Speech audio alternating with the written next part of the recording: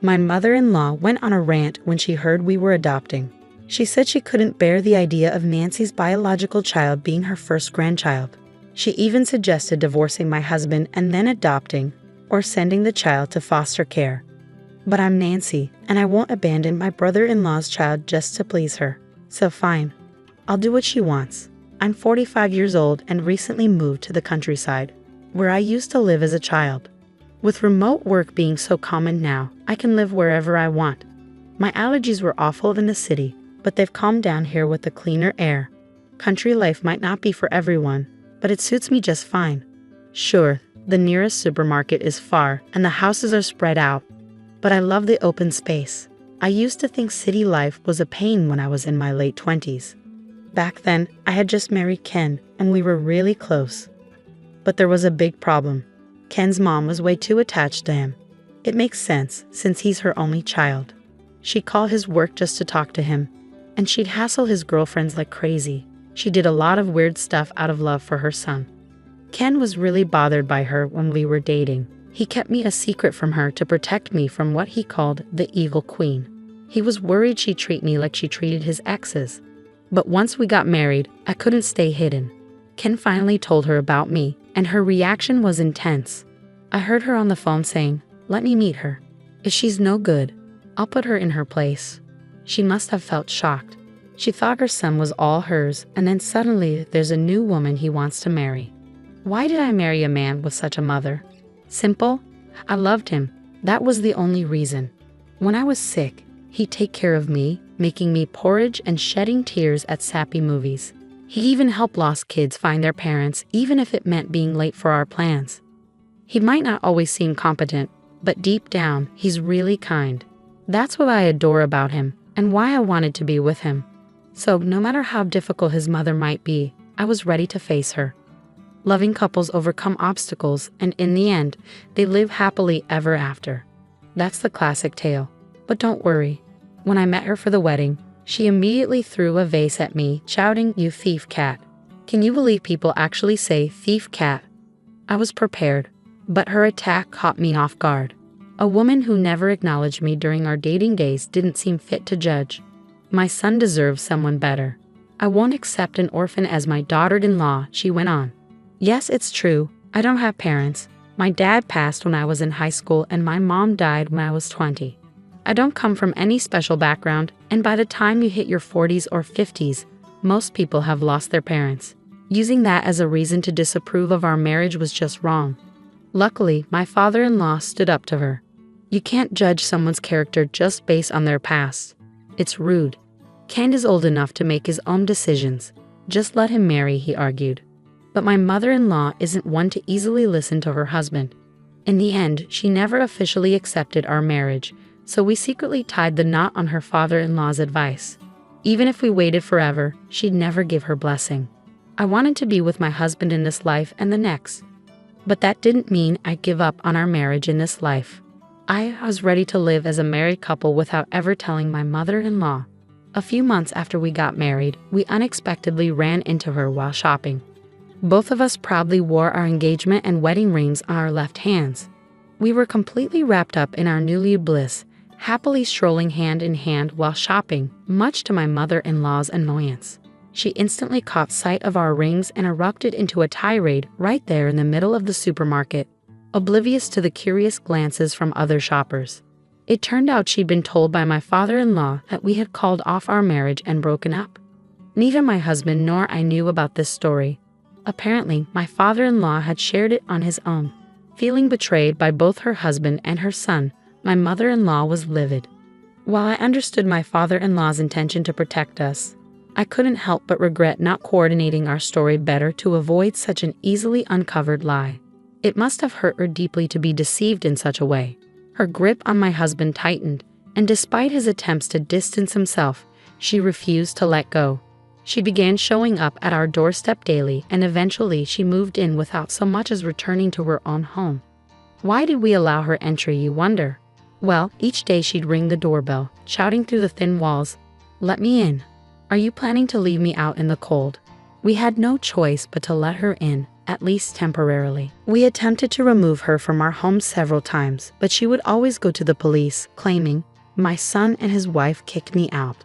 Feeling sympathetic toward the authorities, I decided to handle this family matter privately, although I had no clue how to deal with it. Despite numerous arguments and my husband's repeated demands for her to leave, she stubbornly refused. In fact, she seemed to relish the idea of being disliked. If she could wear us down and make us give up, it would be a victory for her, so she put all her energy into it. Her harassment toward me escalated. She would throw away my things without asking and ruin my cooking by pouring vinegar into it, making it inedible. These were just the beginning.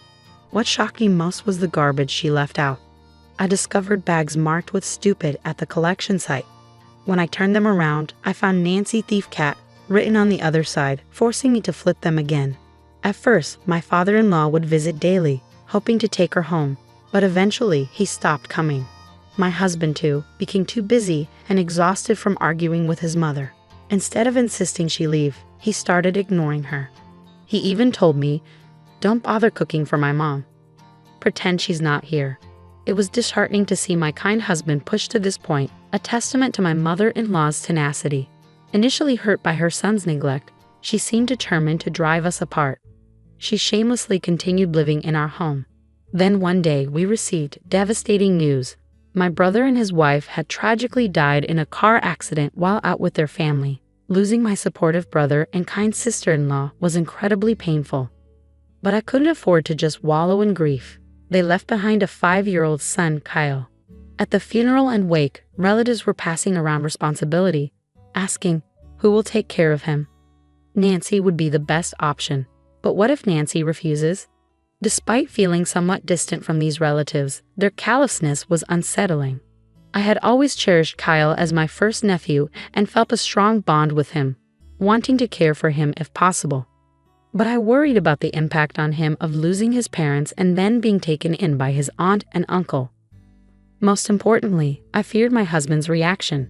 However, before I could even broach the subject, my husband said, "If Kyle doesn't mind, let's take him in ourselves." Kyle expressed his desire to live with us, so I decided to formally adopt him as my son. What about this child? On the day I brought Kyle home, my mother-in-law stared at him expressionlessly. My husband stayed silent, so I spoke up. "He's my nephew. We're going to raise him as our son." With the knowledge of my brother and his wife's passing, my mother-in-law seemed to grasp the situation from just that one sentence. "You're bringing in that child?" she questioned. "Yes, we're moving forward with the adoption process." Adoption, can you believe it? That child is Nancy's blood relative. I can't bear the thought of such a child becoming my first grandchild. Get a divorce and then adopt him, or better yet, send him to a foster home. Suddenly, my mother-in-law erupted in anger, leaving poor Kyle bewildered by her outburst.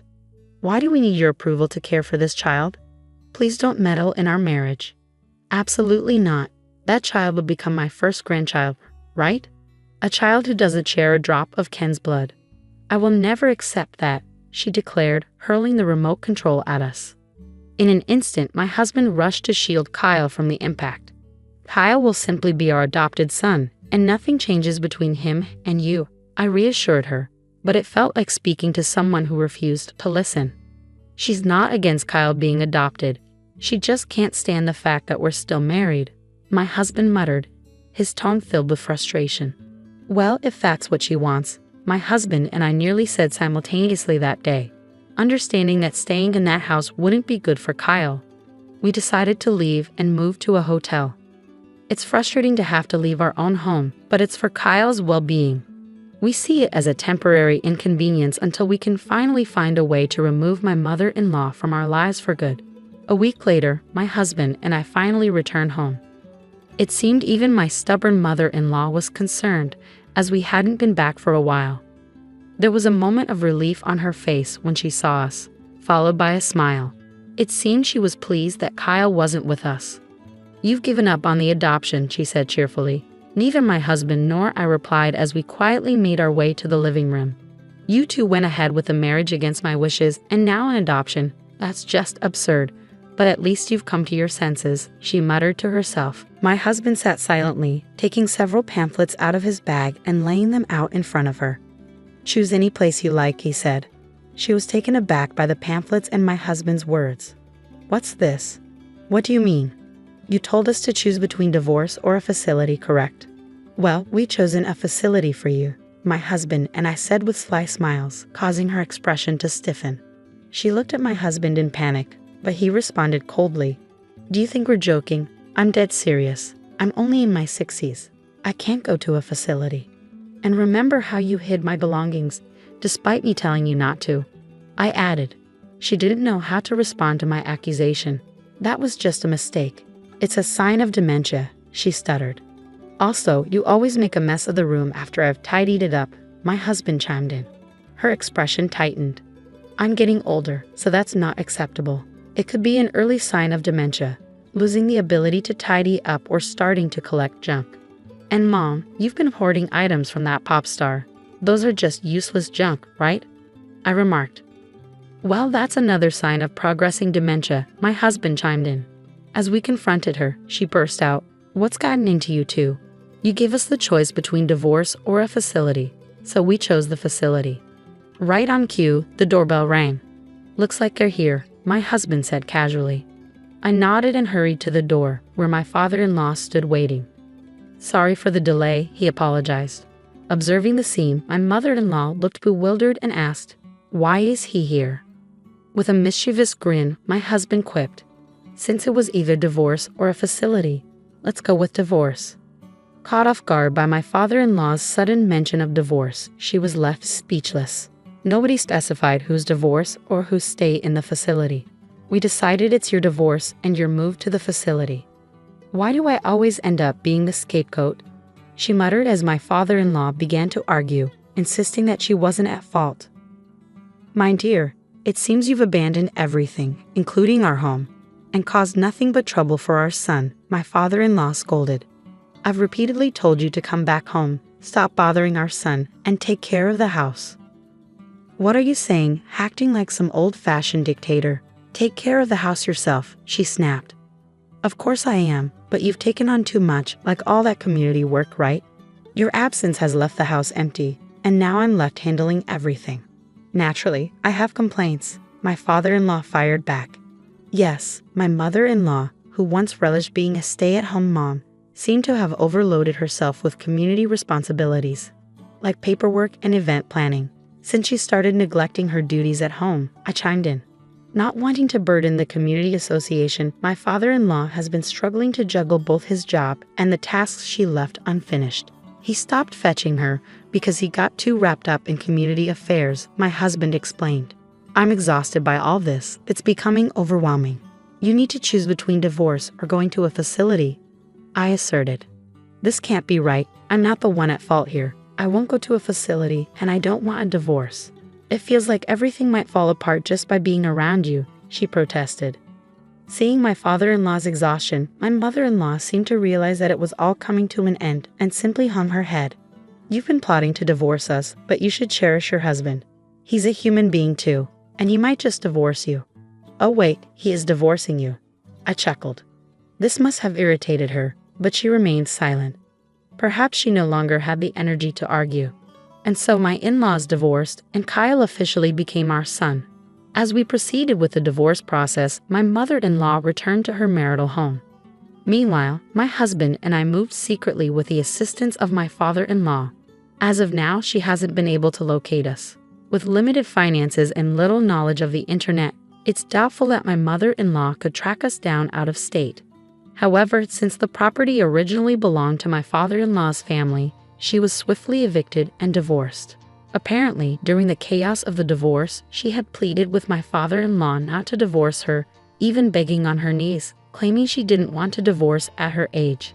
As a homemaker, she had no savings. She attempted to claim a portion of the assets, but since there wasn't much to begin with, she has been struggling to make ends meet on her own.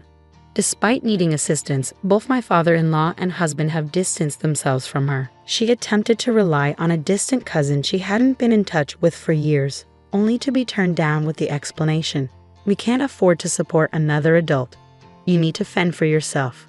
She should seek employment instead of relying on others. But she has yet to do so. However, I'll keep that observation to myself. In the meantime, my husband and I have welcomed a daughter, Camila, into our family, and Kyle is thriving in his new home with us. Camila grew up believing Kyle was her biological brother until she reached junior high school.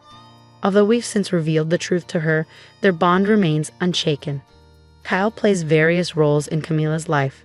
Sometimes a brother, sometimes a parental figure, always watching out for her. When a neighborhood boy bullied Camila in elementary school, it was Kyle who rushed to her aid first, not us. If Camila ever decides to marry, I'm sure Kyle will be even more discerning of her potential suitors than my husband. Kyle, who initially struggled to express affection, now affectionately calls me Mom and has grown particularly close to my husband, spending weekends fishing together. Honestly, I can't help but feel a twinge of envy at their bond. Kyle is the cherished child left behind by my dear brother and his wife, and I'm committed to nurturing him as my own for the rest of my days. Now, let's take a look at what the boys have caught and whip up a delicious dinner with my daughter. I'll put my homemaking skills to the test and impress everyone. Just kidding. I remember it like it was yesterday. I was 26, full of life and not a care in the world, hanging out with a couple of friends at a local bar. That's when Alex walked in. He was a friend of a friend, someone I'd never met before. The moment our eyes met, something clicked. It wasn't love at first sight or anything cheesy like that, but there was a definite spark. "Hey, you must be the famous Alex I've heard so much about," I said, extending my hand with a playful grin. "Famous, huh? Can't say the same about you, but I'm sure I'll remember you after tonight," he shot back, shaking my hand with a firm grip. His smirk was cocky, but there was a twinkle in his eye that made me laugh. We spent the rest of the night talking, joking around, and getting to know each other. It wasn't just the booze talking, we genuinely clicked. Our friends noticed too, nudging each other and giving us knowing looks. "So, what do you do, Erica?" Alex asked, sipping his beer. "I'm stuck in an office job for now. Dreaming of bigger things, though. What about you?" I replied, rolling my eyes at my own situation. "I work in sales. It's alright, pays the bills. But like you, I've got bigger plans," he said with a shrug, as if it wasn't a big deal. The night flew by, and before I knew it, it was time to head home. Alex offered to walk me to my car, a gentlemanly gesture that surprised me given his earlier cockiness. "Hey, I had a really good time tonight. Can I see you again?" he asked, almost hesitantly, as we reached my car. I smiled, feeling the butterflies in my stomach. "I'd like that. But only if you promise to tone down the cockiness a bit." He laughed, the sound warm and genuine. "Deal. But you've got to promise to keep up with my witty banter." "Deal," I said, shaking his hand again. This time, it felt like an agreement on more than just another meetup. It felt like the beginning of something special. We exchanged numbers, and I drove home with a silly grin plastered on my face. I couldn't stop thinking about him. There was something about Alex that felt right, like a puzzle piece I didn't know was missing. Over the next few days, we texted nonstop. Our conversations were filled with jokes, teasing, and getting to know each other on a deeper level. It was refreshing to meet someone who could match my sass and not get offended. A week later, we went on our first official date. It was nothing fancy, just dinner at a local diner, but it was perfect. We talked about everything and nothing, from our dreams and ambitions to our favorite TV shows. "You know, I never thought I'd meet someone like you in a place like this," Alex said, his tone serious for once. "Yeah? What's that supposed to mean?" I teased, raising an eyebrow. "It means, I'm glad I came to that bar that night. I'm glad I met you," he said, reaching across the table to take my hand. I felt a warmth spread through me. "Me too, Alex. Me too." That night, as I lay in bed, I couldn't help but feel like my life was about to change. Little did I know just how much it would. Meeting Alex was the start of a journey, one that would bring laughter, tears, and challenges.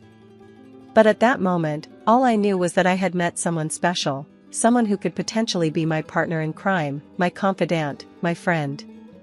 And maybe, just maybe, something more. The days that followed were a whirlwind of emotions and excitement. Every text, every call, every date felt like a step closer to something undefined but undoubtedly special.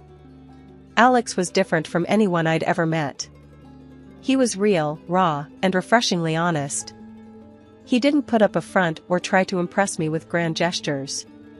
He was just himself, and that was more than enough. Our banter was endless, and it was during these moments of playful disagreement that I found myself falling for him. It wasn't just about the laughter and the jokes, it was the comfort and ease I felt around him. I could be my true self, and he not only accepted that, he embraced it. As the weeks turned into months, our connection deepened. We shared our dreams, our pasts, and our hopes for the future. Alex became not just a significant part of my life, but a part of me. I couldn't imagine my days without him, without our talks, without his presence. And so, a year after that fateful meeting at the bar, we made a decision that would forever change our lives. We decided to get married. It wasn't a decision we took lightly, but one that felt natural, like the next step in our journey together. Life took a turn when Emma was born. I stepped into the role of a stay-at-home mom with open arms, a decision Alex and I agreed upon. But as the days turned into months, and months into years, I noticed a shift in Alex. The man I fell in love with, who used to make me laugh until my sides hurt, was fading away, replaced by someone I hardly recognized. "Another day, another mess, Erica," Alex muttered, stepping over toys scattered across the living room floor after a long day at work. His tone, once filled with warmth, now dripped with disdain. I looked up from where I was sitting, trying to sort through bills and manage our household finances, a task that had become increasingly challenging. "Emma's just being a kid, Alex. I'll clean it up in a bit," I said, attempting to keep the peace. "Maybe if you did more around here, I wouldn't come back to a pigsty every evening," he snapped, his frustration evident. His words stung. I spent my days chasing after our energetic 5-year-old, trying to keep our home in order, and yet, it was never enough. "I'm doing the best I can," I replied, my voice barely above a whisper, the fight draining out of me. "Your best? That's a laugh. Look at you, what do you even do all day?" Alex scoffed, his gaze scanning over me in a way that made me shrink back. I bit my lip, fighting back tears. This wasn't the Alex I knew. "I take care of our daughter, our home." "I'm trying, Alex." He shook his head, disappointment etched across his face. "Trying? You call this trying? You've let yourself go, and this place, it's a mess.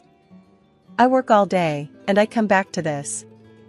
I wanted to scream, to argue, to defend myself, but the words wouldn't come. Instead, I turned my attention back to the bills, a lump in my throat. Silence filled the room, the tension thick. The next morning, I tried to shake off the hurt from our conversation. Emma needed me, and I refused to let Alex's harsh words dampen my spirits in front of her. We were in the kitchen, her laughter filling the space as I made pancakes, a temporary reprieve from the tension. "You're the best, Mommy," Emma said, her smile bright and genuine. I ruffled her hair, grateful for her innocent joy. "Thanks, sweetie. You make everything better." But the brief moment of happiness was shattered when Alex walked in, his expression sour. "Pancakes on a weekday? What are you trying to do, spoil her? And make us all late?" I sighed, bracing myself for another argument. "It's just pancakes, Alex. It won't hurt." He grabbed a coffee, his eyes rolling. "Whatever. Just make sure she's ready on time. I don't need to be late because of your little cooking show." As he left the room, Emma's smile faded, replaced by confusion. "Daddy's mad again?" I forced a smile, not wanting her to worry. "Daddy's just tired, honey. Eat your pancakes, okay?" The day Alex announced his business trip felt like a reprieve, a chance to breathe without walking on eggshells. But even that was marred by his parting words. "Keep the house clean while I'm gone." And try not to waste all my money, he said, suitcase in hand, not even bothering to look at me. I'll manage, I replied, my voice steady despite the turmoil inside. We'll be fine. He shrugged, indifferent. Yeah, well, we'll see about that. Watching him leave, I felt a mix of relief and sadness. This wasn't the life I envisioned when we said I do. The love, the partnership, it all seemed like a distant memory, overshadowed by resentment and misunderstandings. In a house filled with tension and cold silences, I found my old brushes and paints one day, buried under years of neglected dreams. It felt like a lifetime ago since I last held them in my hands, back when I was a bright-eyed girl at the art studio, with my teacher telling me I had a future in painting. But life, as it often does, took me down a different path. I studied economics, a practical choice, and my canvases gathered dust. Painting again felt like a breath of fresh air, a momentary escape from the endless cycle of chores and Alex's growing indifference. Each stroke on the canvas was a whisper of the person I used to be, someone who had dreams and aspirations beyond these four walls. Really, Erica? Painting? What are you, 12? Alex's voice cut through my moment of peace one evening as he caught me setting up my easel in the living room. His parents were visiting, and they all stood there, staring at my setup like it was a joke. I bit my lip, feeling the familiar sting of embarrassment. I used to love painting, I managed to say, trying to defend my old passion. His mother snorted, looking over my shoulder at the half-finished canvas. Looks like a child's work. Wouldn't it be better if you did something useful instead? Alex joined in with a cruel laugh. Yeah, like maybe getting a job instead of wasting money on this nonsense. I felt my face flush with shame, the joy of painting souring in my mouth. I thought it might be nice to have something of my own, I whispered, more to myself than to them. Of your own? With what money? You're spending my hard-earned cash on this garbage? Alex's tone was sharp, his words like daggers. I use my savings, I replied quietly, my defense weak against his growing anger. Savings? What savings? From before we married? That's cute. Listen, because of your little hobby, I'm going to have to cut the budget around here. Can't have you blowing through my salary on your art, he said, the last word dripping with disdain. His parents nodded in agreement, their looks of disapproval etching deeper into my heart.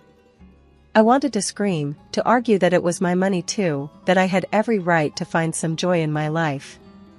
But the words died in my throat, the fight drained out of me by years of being belittled and dismissed. From that day on, I kept my painting to myself, a secret refuge from the storms outside.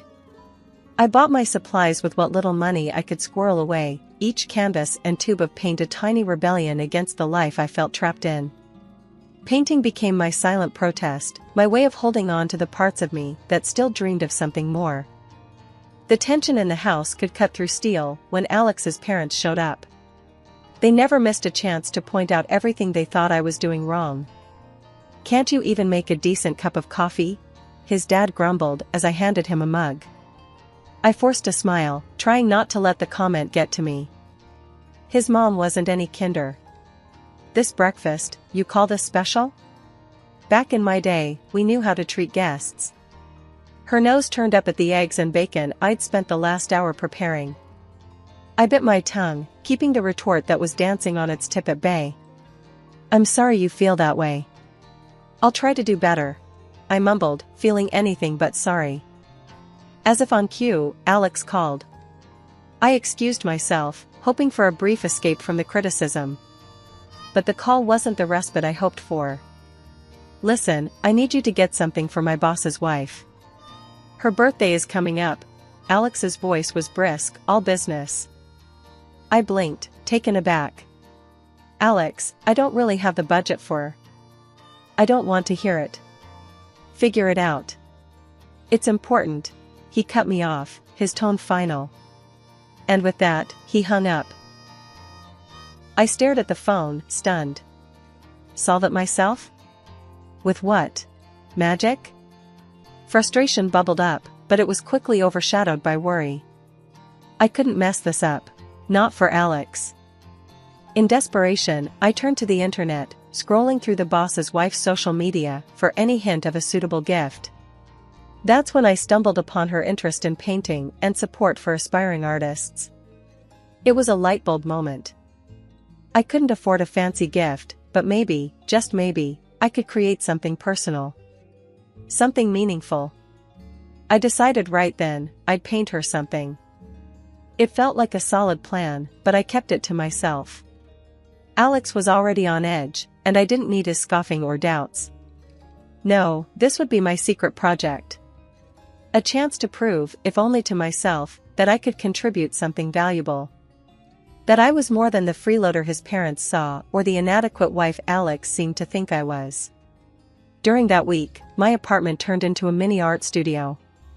I was focused on creating something beautiful, something that would stand out.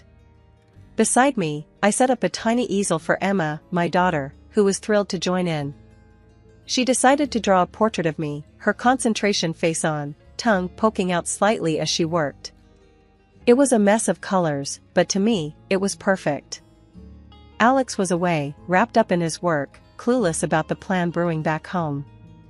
When he finally called, it was just to confirm that we'd meet at his boss's wife's birthday bash. "Make sure you dress nicely," he added, as if I needed reminding. "Yeah, got it," I replied, my mind already racing through my wardrobe for the right outfit. It wasn't just about looking good, it was about feeling confident, something I hadn't felt in a while. The day of the party arrived quickly. I stood in front of the mirror, slipping into a dress that made me feel like myself again. It had been so long since I dressed up for anything. Emma watched, her eyes wide. "Mommy, you look like a princess," she exclaimed. I laughed, bending down to give her a hug. "Thank you, sweetie. Mommy has to go now, but I'll be back soon, okay?" Emma nodded, clutching the portrait she made of me. "Good luck, Mommy. Give your painting to the lady." With a deep breath, I grabbed my painting, now beautifully wrapped, and headed out. The drive to the mansion was a blur of nerves and anticipation. As I parked and stepped out, the enormity of the house hit me. It was more like a palace, with lights illuminating the grand architecture. I paused at the entrance, taking a moment to gather my courage.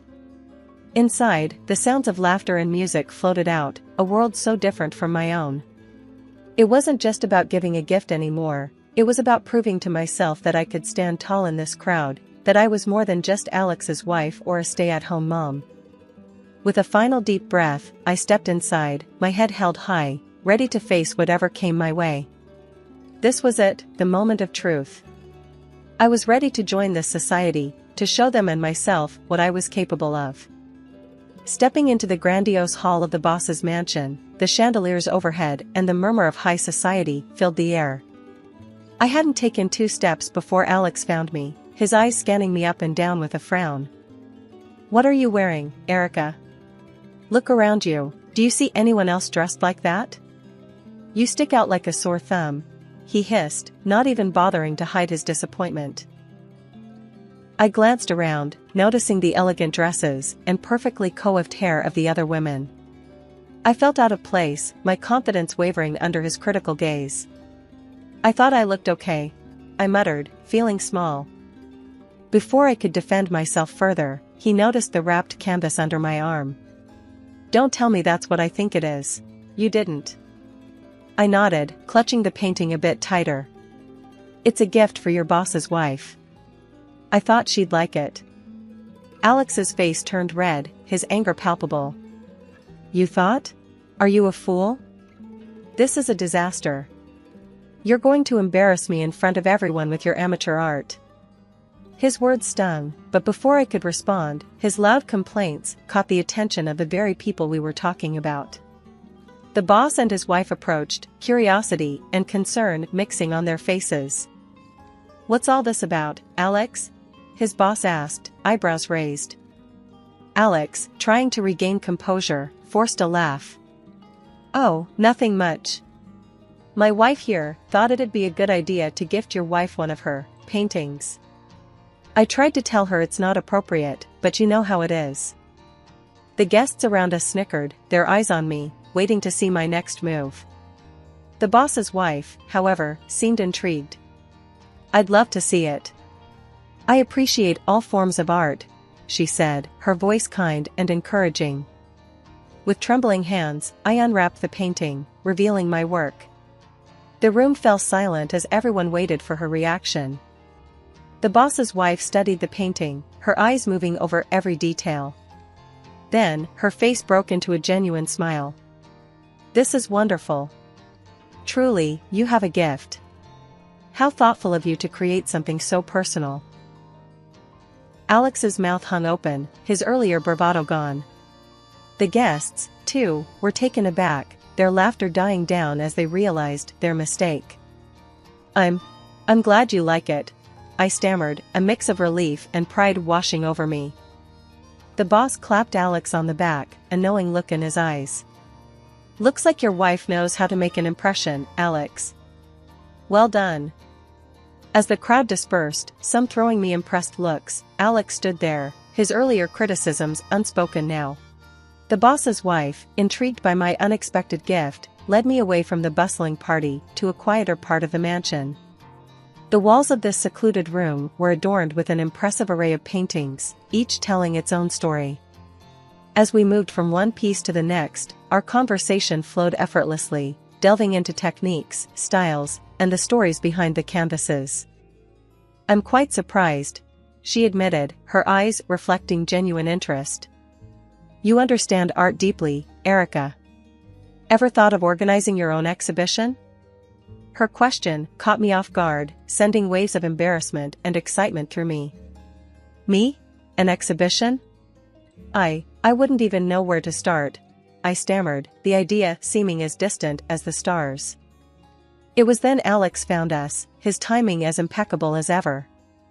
Overhearing the tail end of our conversation, he laughed, the sound harsh and unwelcome. "An exhibition? For what? Her kitty scribbles? Come on, let's go home. This party's over for us." The boss's wife's expression shifted from warm to cold in an instant, clearly not pleased with Alex's interruption or his demeaning words. I felt a rush of embarrassment, but also a spark of defiance. For once, I wasn't going to let his words dictate how I felt about myself or my art. "No, Alex," I said, my voice steady, stronger than I felt. "I'm not going home. Not yet.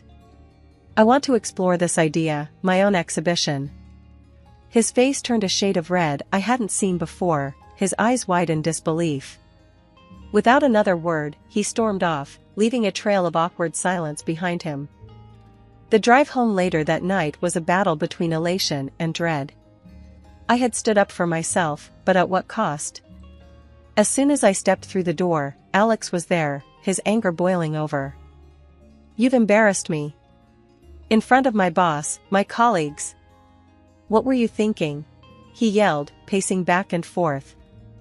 I took a deep breath, my decision made in the clarity of his tirade. "I was thinking about my future, Alex. A future where I'm more than just your wife, more than a housekeeper. If that embarrasses you, then maybe we shouldn't be together." His ranting stopped, his face a mix of confusion and shock. "What are you saying? You want a divorce? Over some stupid paintings?" "Yes, Alex. A divorce," I said, the words feeling surreal even as they left my mouth. "I can't live like this anymore.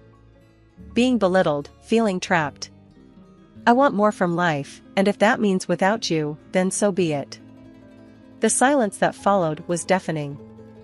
Alex stood there, staring at me as if seeing me for the first time. The man who had left in a huff at the party was now the one in shock, unsure of what to do next. After deciding to divorce Alex, I braced myself for a storm, but nothing could have prepared me for the hurricane that ensued. The divorce was messy, to say the least. Alex turned it into a battlefield, contesting every single detail. He didn't want to part with a penny, especially when it came to alimony for Emma, our daughter. He even tried to keep most of our shared assets, leaving me to fight tooth and nail for what was rightfully half mine. The whole debacle wasn't just confined to family and close friends, it spilled over into Alex's professional life. His colleagues and even his boss caught wind of his less-than-stellar behavior during our divorce. The man who prided himself on his impeccable reputation at work saw it tarnished. Before long, whispers of his pettiness and vindictiveness led to his demotion. It was a steep fall from grace for someone who had always put his career above everything else. In the midst of this turmoil, an unexpected ally emerged, Alex's boss's wife. She fulfilled her promise and organized my first personal exhibition. It was an opportunity one never dreamed of, a silver lining in the dark cloud that had loomed over my life. With her guidance and support, my paintings found an audience. People were drawn to my work, seeing stories and emotions in my brush strokes. I held several solo exhibitions, each more successful than the last. My paintings began to sell, not just to friends and acquaintances, but to strangers who felt a connection to my art. The money I earned from my paintings allowed Emma and me to move into a nice apartment, a place we could call our own. It was a fresh start, a chance to rebuild our lives on our terms.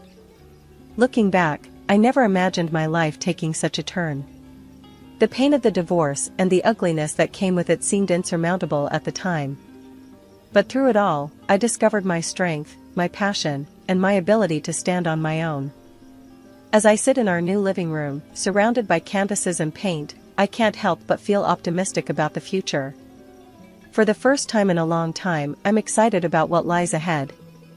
Emma, now thriving in a happier, healthier environment, is my constant reminder that we made it through the storm. It was a typical Thursday evening at our place, nestled on the outskirts of a sprawling city. Tom and I had settled into our usual routine, him with a beer in hand, lounging on the couch after a long day at his auto repair shop, and me, Nora, eyes glued to my laptop, tracking the latest stock and cryptocurrency trends. Our home, a cozy two-story we picked out for its promise of family and future, now felt more like a battleground for our increasingly divergent lives. "So, how was the market today?" Tom asked, his tone casual, but I sensed the underlying tension. It had become our norm. "Same as always, ups and downs." "Crypto's looking good, though," I replied, trying to keep the peace. Tom scoffed, setting his beer down with a little too much force. "Crypto, again? You know, not everything that glitters is gold, Nora." I sighed, closing my laptop, bracing for the conversation we'd had countless times. "And not every car that comes into your shop is worth fixing, but you do it anyway, because you see the value in it." "Why can't you see the value in what I'm doing?" "Because cars are real, Nora. You can touch them, fix them, sell them. What you're doing, throwing our money at the wind, hoping it'll fly back with more, it's just reckless." I felt the anger bubble up, the same old argument wearing thin. "Reckless? It's not reckless, Tom. It's calculated. There's a difference between gambling and investing. I wish you'd try to understand that." Tom stood up, pacing now. "Calculated? You call putting our hard-earned money into something as volatile as cryptocurrency calculated?" "Yes, I do, because I don't go in blind. I research, I study trends, I make informed decisions. It's no different from what you do with your shop." "My shop is a sure thing, Nora. People always need car repairs. But this is just a phase. What happens when it crashes, huh? What then? We could lose money in any investment, Tom. The shop could falter. Nothing's guaranteed. But we've seen good returns on my investments. Isn't that worth something?" Tom stopped pacing, running a hand through his hair in frustration. "It's not just about the money, Nora. It's about security, about not risking everything on a damn coin flip. Why can't we invest more in the shop, expand it? That's a real, tangible way to grow our money. And put all our eggs in one basket? What if something happens to the shop, Tom? Diversification is key. That's investing 101.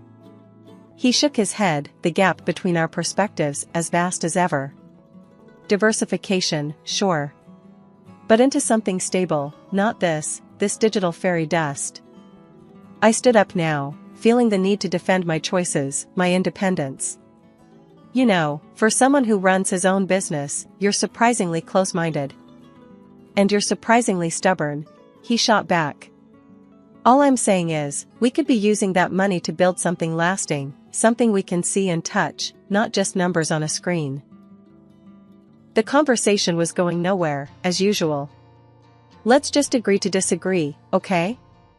I won't criticize how you run your shop, and you don't criticize my investments. Tom sighed, the fight draining from him. Fine.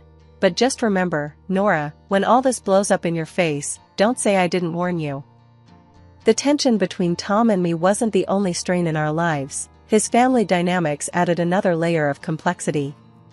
Living close to his parents and sister meant frequent interactions, each one a reminder of our differing views on family and responsibility. It was a Sunday afternoon when Tom suggested we visit his parents. The idea alone made my stomach knot. It wasn't the parents I minded, it was Sarah, Tom's sister. Her lifestyle and choices were a constant source of bewilderment to me. Come on, Nora, it's been ages since we've seen them. And Mum's been asking about you. And more. You know Dad is fighting cancer. Tom pressed, noticing my hesitation. Yeah, I bet Sarah's missed me too. I muttered, my sarcasm not lost on Tom. Look, I know you two don't see eye to eye, but can't you just... I don't know, try? For me? Sighing, I agreed. Fine, but I'm not staying if she starts on one of her shopping spree stories. We arrived to find Sarah already there, flaunting her latest designer bag. The air of superiority she carried like a perfume instantly grated on me. Look at this, just got it yesterday. Isn't it just fabulous? She gushed, barely acknowledging our presence. It's something, I managed to say, biting my tongue. Tom's mother, oblivious to the tension, ushered us in. Nora, dear, so glad you could make it. You two should visit more often. The afternoon dragged on, with Sarah dominating the conversation, recounting her latest vacation and shopping exploits. I tried to keep a neutral face, engaging in minimal conversation, but my patience was wearing thin. So, Nora, still playing with your stocks and bits? Sarah sneered, her tone dripping with disdain. It's called investing, Sarah. You should try it sometime instead of blowing through money on things you don't need. I shot back, my annoyance breaking through. Tom shot me a warning look, but it was too late. Sarah scoffed. Investing? Please, like gambling on the internet is anything to brag about. At least when I spend my money, I have something to show for it. Something to show until it goes out of fashion next season, I retorted, unable to help myself. That's enough, both of you. Tom's father interjected, his tone stern. We're here to enjoy each other's company, not to argue about whatever this is. The rest of the visit passed in an uncomfortable silence. As we left, Tom couldn't hold back his frustration. Nora, why do you have to provoke her? Can't you just let it go for one afternoon? Me? Provoke her? She's the one who started it with her snide remarks. I'm just not going to sit there and take it, Tom. It's just, sometimes I wish you'd try a little harder, for the sake of peace. Try harder? Tom, I'm not the one splurging on luxuries and then flaunting them in everyone's face. Why doesn't anyone tell her to stop acting like a spoiled brat? Because she's family, Nora. We look out for each other, even if we don't always agree with what they're doing. That's just it, Tom. Looking out for each other is one thing, but enabling bad behavior is another. There's a difference, and it's about time someone pointed it out to her. Tom sighed, the weariness evident in his voice. I know. But what can we do? She's set in her ways, and Mom and Dad aren't going to change how they treat her. It's not just about Sarah, Tom. It's about us, too. How are we supposed to plan for our future when there's always going to be this financial black hole in your family? We'll figure it out, Nora. We always do. The news hit us hard and fast. Tom's dad, Mr. Harrison, had lost his battle with cancer. It felt like one moment we were discussing treatment options, and the next, we were plunged into mourning.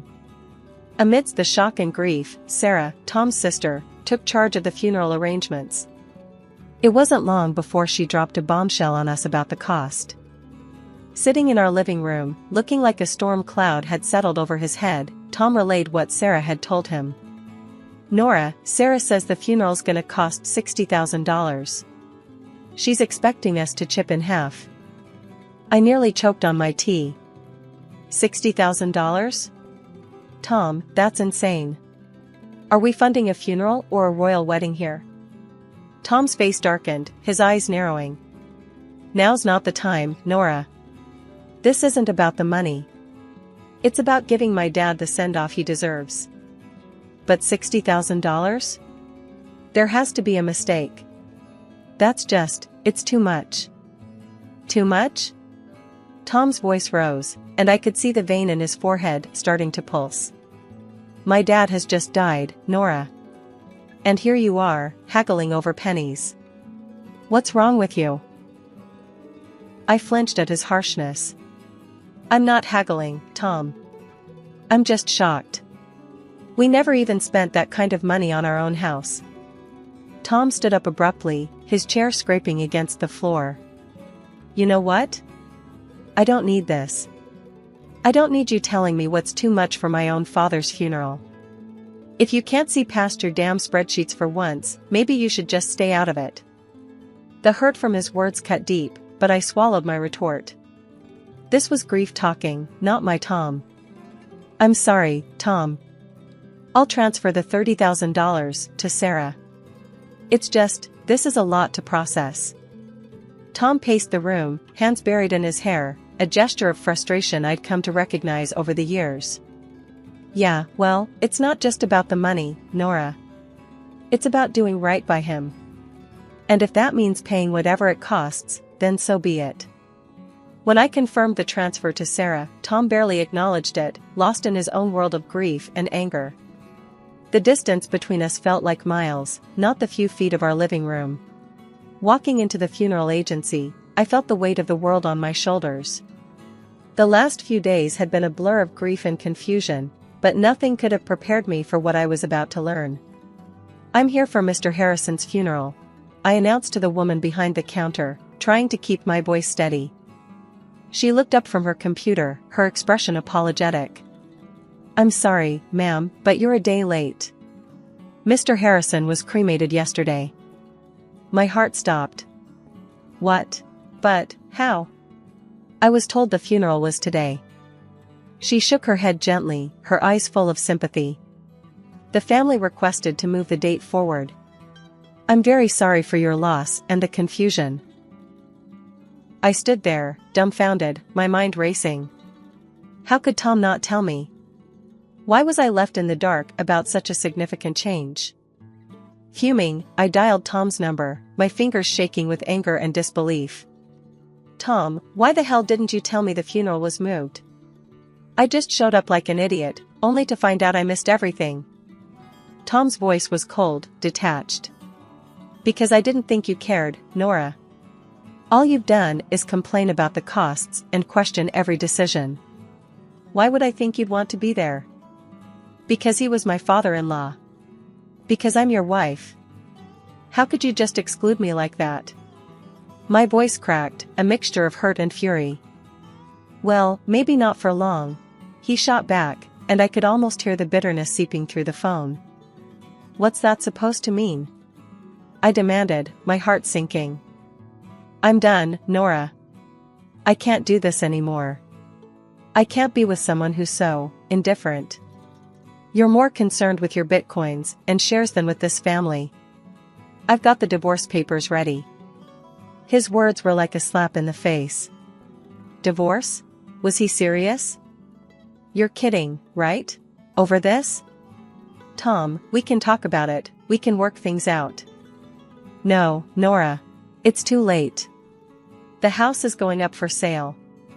We'll split everything and go our separate ways. That's it. I was speechless, the reality of the situation crashing down on me.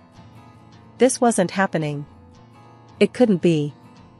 Stunned, I wandered back to the parking lot, where I saw Sarah pulling in, driving a brand new luxury car. The sight of it made my blood boil. Nice car, Sarah. Where'd you get the money for this? Inheritance? Her smile didn't reach her eyes as she tossed her hair back. Yeah, something like that. Dad left me a little something. The casual way she mentioned her father, with shopping bags in her hands and not a trace of sadness on her face, was infuriating. A little something, huh? Looks like morning is treating you pretty well. Sarah's smile faded, replaced by a smirk. Well, we all grieve in our own ways, don't we? Some of us invest in stocks, and some of us in cars. I clenched my fists, the injustice of it all burning inside me. This was all wrong. Tom and I were falling apart, and here was Sarah, benefiting from the chaos. Enjoy the car, Sarah. Looks like it cost a pretty penny. Or should I say, a pretty dollar? She laughed, a hollow sound that echoed in the empty parking lot. Oh, Nora, always so concerned about the money. Don't worry, it's all been taken care of. I watched her walk away, her laughter lingering in the air. The man I loved wanted nothing to do with me, and the family I had tried to be a part of was showing their true colors. The days following the funeral felt like navigating through a thick fog of disbelief and betrayal. The weight of the divorce papers in my bag felt like carrying a boulder, a constant reminder of my crumbling marriage. But the sight of Sarah's new luxury car planted a seed of suspicion that I couldn't shake off. Determined to get to the bottom of it, I decided to pay a visit to the funeral home, hoping to uncover some answers. Walking into the funeral home, a mix of suspicion and determination fueled my steps. It felt surreal, being here under these circumstances, but I needed answers. The place was quiet, the air filled with a solemnity fitting its purpose. At the reception, I recognized a face from the past, Jackie, a classmate from high school who'd ended up in the most unexpected of places. Jackie, I exclaimed, a bit too loudly for the setting. I didn't know you worked here. She looked up, surprise flickering across her face, before recognition set in. Nora? Wow, it's been ages. What brings you here? Something I can help with? I took a deep breath, steeling myself for the conversation ahead. Yeah, actually. It's about my father-in-law's funeral. I heard it was arranged here. Jackie's expression turned professional, but there was a hint of curiosity in her eyes. Sure, let me pull up the details. Give me a sec. As she typed away, I fidgeted, the weight of the situation pressing down on me. The moment she found the record, her brows furrowed. Okay, here it is. The service was pretty standard. Cremation was requested, keeping things on the simpler side. The total came to $5,000. My heart sank. $5,000? But that's not what we were told. We paid $60,000, or at least, we were led to believe that's what it cost. Jackie paused, her face a mask of concern. That's a huge difference. It was Sarah who handled the arrangements, right? Everything here was billed at $5,000, no more. The pieces were starting to fit together, a picture I didn't want to see. Can you print me a copy of that bill? I need proof. Sure thing, Jackie said, her tone sympathetic. She quickly printed out a duplicate of the check and handed it to me. Holding the paper, it felt like a piece of a puzzle that would unravel a bigger deception. Thanks, Jackie. I've got to sort this out. Armed with the printout from the funeral home, my next stop was confronting the family, particularly Sarah. The air felt heavy as I drove to my mother-in-law's house, where I knew they'd all be gathered, probably discussing the estate and the aftermath of the funeral. My stomach churned with a mix of dread and determination. When I arrived, the house was eerily quiet. I hesitated at the door, gathering my courage before stepping inside. The sound of my footsteps seemed to echo through the hallway, announcing my arrival. In the living room, Tom, Sarah, and my mother-in-law were seated, looking like a picture of mourning that was about to be shattered. My mother-in-law, her eyes shadowed with grief, broke the silence first. "Dear, we missed you yesterday at the funeral. We thought you'd be there." Taking a deep breath, I replied, "I was told it was today." "I'm so sorry for your loss," my voice steady despite the churn of emotions inside me. I then turned to Tom. "Can we talk? In private?" I hoped to spare his mother any more distress. Tom's response cut through the room. "No secrets here. You're not part of this family anymore, remember?" His words stung, but I pushed on, pulling out the check from the funeral home. "Then explain this to me. The funeral cost $5,000, not the $60,000 Sarah claimed. Where did the rest go?" Tom looked genuinely shocked, turning to Sarah with a bewildered, "What's this about?" Sarah squirmed under our gazes. I needed the money," she finally admitted, her voice small. The revelation seemed to hang in the air until Tom's mom, overhearing, added, "Your father saved for his own farewell. I even gave Sarah $10,000 more to cover everything." I did the math out loud, tension rising. $70,000 in total, and only $5,000 spent. "Sarah, where's the rest?" Flustered, Sarah confessed to splurging the money on a new car for herself, her gaze darting away, unable to meet mine. I expected Tom to explode, but instead, he almost tenderly told Sarah, "You shouldn't have done that. Be more careful next time." His response floored me. "Careful? She committed fraud, Tom. And you're okay with that?" Tom's justification left me reeling. "You wouldn't understand. You've got no family, you don't get what it means to stick together." That was the last straw. In front of them all, I signed the divorce papers with a flourish. "Sarah, you owe me $30,000. Pay up, or I'm going to the police." Tom's protests followed me out the door, but I didn't look back. I'd seen enough, heard enough. The betrayal was complete, and so was my resolve. As I walked away, the finality of my actions settled in. There was no going back, only forward from here, away from the lies and the deceit that had marred what I once thought of as family. Packing up my life into boxes felt surreal, like I was an observer in my own story. The "for sale" sign outside the house was a stark reminder of the finality of it all.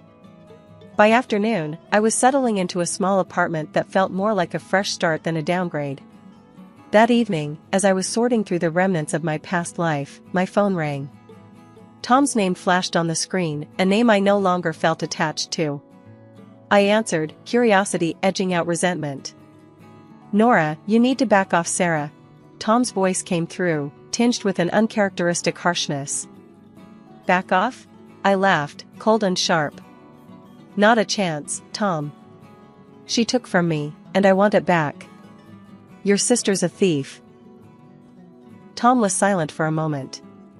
"She's family. You wouldn't understand." "Family?" I scoffed. "That ship has sailed, Tom. As far as I'm concerned, you and your sister are just people I used to know." He tried to argue, but I cut him off. "Save it. Sarah has 2 weeks to return my money, or I'm pressing charges. And you? Stay out of it. You're nothing to me now." Hanging up, I felt a mix of sadness and liberation. The man I once loved was now just another obstacle in my path to reclaiming my life. 2 weeks later, a knock at my door heralded the return of my $30,000. Sarah stood there, her posture defiant, a sneer playing on her lips. "Here's your money," she spat, thrusting an envelope into my hands. "Happy now, you money-grubbing witch?" I took the envelope, my gaze steady. "It's not about the money, Sarah. It's about principle.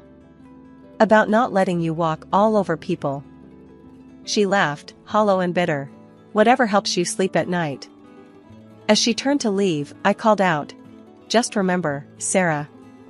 Karma's a real pain. What goes around, comes around." Closing the door, I leaned against it, the envelope heavy in my hand. The money was a small victory, but the real win was standing up for myself, refusing to be a victim of their greed and lies. Life had found a new rhythm, calmer and more predictable, when out of the blue, my phone rang, displaying a number I hadn't seen in a while. It was Tom, a voice from a past I had neatly folded away. "Hey, I need a favor. A big one." Tom's voice sounded more worn than I remembered. I paused, the suddenness of the call throwing me. "A favor? Tom, we're past favors, don't you think?" "It's Sarah. She's in deep this time. Debt's up to her eyeballs, and the wolves are at the door. We've sold everything, the house, the shop, it's still not enough." His words took a moment to sink in. "And you're calling me why?" "I'm not part of this circus anymore, Tom." He sighed, a sound of desperation. "Come on, don't be like that. You got out, made it big with your trading. Can't you spare something, for old time's sake?" I couldn't believe what I was hearing. After everything, he still saw me as a lifeline for their mess. Spare something? For her? After she nearly ruined us with her lies? You've got some nerve, Tom. It's not just for her. It's for all of us. You wouldn't be where you are without me. Don't forget that," he countered, his voice edged with bitterness. A laugh, sharp and short, escaped me. "Where I am is despite you, not because of you. You think I owe you? That's rich." There was silence on the line, heavy and uncomfortable. "So, that's it then? You're going to turn your back on us?" "Us? There is no us, Tom. There hasn't been for a long time. And as for turning my back, I think you've got me confused with someone who still cares." Hanging up, I felt a mix of emotions. Anger, yes, but also relief. That chapter of my life was truly closed now. Sitting in the living room of my new house, a place I had earned with my sweat and smarts, I realized how far I had come. This was my sanctuary, built not on the shaky grounds of deceit and manipulation, but on my resilience and hard work. Hey, I'm Kate. My story ain't like the ones you're used to. It's a bit rough around the edges, kinda like me, I guess. See, I was 5 when my dad decided he'd had enough. Just up and left one day. My mom, Clara, well, she didn't take it too well. Can't say I blame her, but I sure as hell got the short end of the stick. "Kate, do your damn chores." Clara's voice would cut through the silence of our small, cluttered house like a knife. She had this way of making me feel like I was nothing but a burden. "I'm doing them, Mom." I'd shoot back, trying to keep my voice steady. I learned early on that talking back only made things worse, but sometimes I couldn't help myself. She'd just scoff, muttering something about me being just as useless as my dad. That stung. I didn't even remember him that well, but according to Clara, I was his spitting image, a constant, living reminder of the man who left us. Most days, she'd be out, trying to scrape together a life for us, or that's what she claimed. I spent a lot of nights alone, or worse, with her friends who barely tolerated my presence. "Keep an eye on Kate," she'd say, as if I was some pet she couldn't be bothered to care for. The few times she was home, affection was in short supply. A head pat here, a distracted there as I tried to tell her about my day. It was like talking to a wall. One evening, I tried to hug her. I just wanted to feel like her daughter, you know? She stiffened up and pushed me away. "What do you want now?" she snapped, eyeing me like I'd asked for the moon. "Nothing," I mumbled, stepping back. I learned to stop asking for hugs after that. School wasn't much better. I was the quiet kid, the one with the hand-me-down clothes, and the absent mom at every parent-teacher meeting. "Why's your mom never here, Kate?" the other kids would ask. What was I supposed to say? That she didn't care? One day, Clara came home in a foul mood, worse than usual. She'd had a fight with one of her friends, the kind that was supposed to watch me, but just let me fend for myself. "Why can't you be more like other kids, Kate? Look at you, sitting there with your stupid books. You're just like your father, a complete waste of space. I bit my lip, holding back tears. Arguing would only make it worse.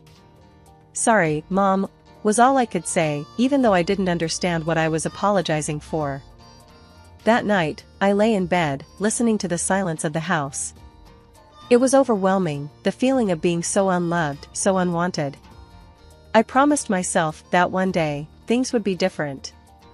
I wouldn't end up bitter and alone like Clara. I didn't know how I'd make it happen, but I had to believe there was more to life than this. Then Mark came along. Mom married him in a whirlwind, and suddenly, we were a family again. But when Lily was born, it was as if I became invisible, a ghost wandering the halls of a house that no longer felt like home. Kate, look at your sister. Why can't you be more like her? Mom would often say, her gaze fixed on Lily with a warmth I hadn't seen in years. I tried to remember the last time she'd looked at me like that, but came up empty. I shrugged, attempting to ignore the sting of her words. What do you mean, Mom? She sighed, a sound of frustration and disappointment. Lily's so put together, so delicate. And you? You're always in those baggy clothes, hiding who knows what. You could be pretty if you tried. Mark would sometimes interject, a gentle mediator in our stormy household. Clara, Kate's fine the way she is. She's smart, kind. But Mom would cut him off, her voice cold. I'm talking to my daughter, Mark. Stay out of this. The divide between Lily and me grew as she embraced her role as the cherished child. She knew she was the favorite and used it to her advantage, sabotaging me with a smile on her face. Mom, Kate won't share her makeup with me. Lily would lie, knowing full well I had barely enough for myself.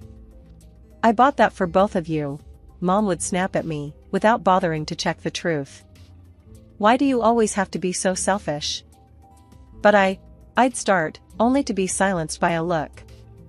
Mark, bless his heart, tried to make peace, but his efforts were often in vain. One evening, as I helped Lily with her homework, she deliberately knocked her glass of juice over my papers. Oops, she said, not a hint of remorse in her voice. Lily, apologize to your sister, Mark said firmly, witnessing the scene.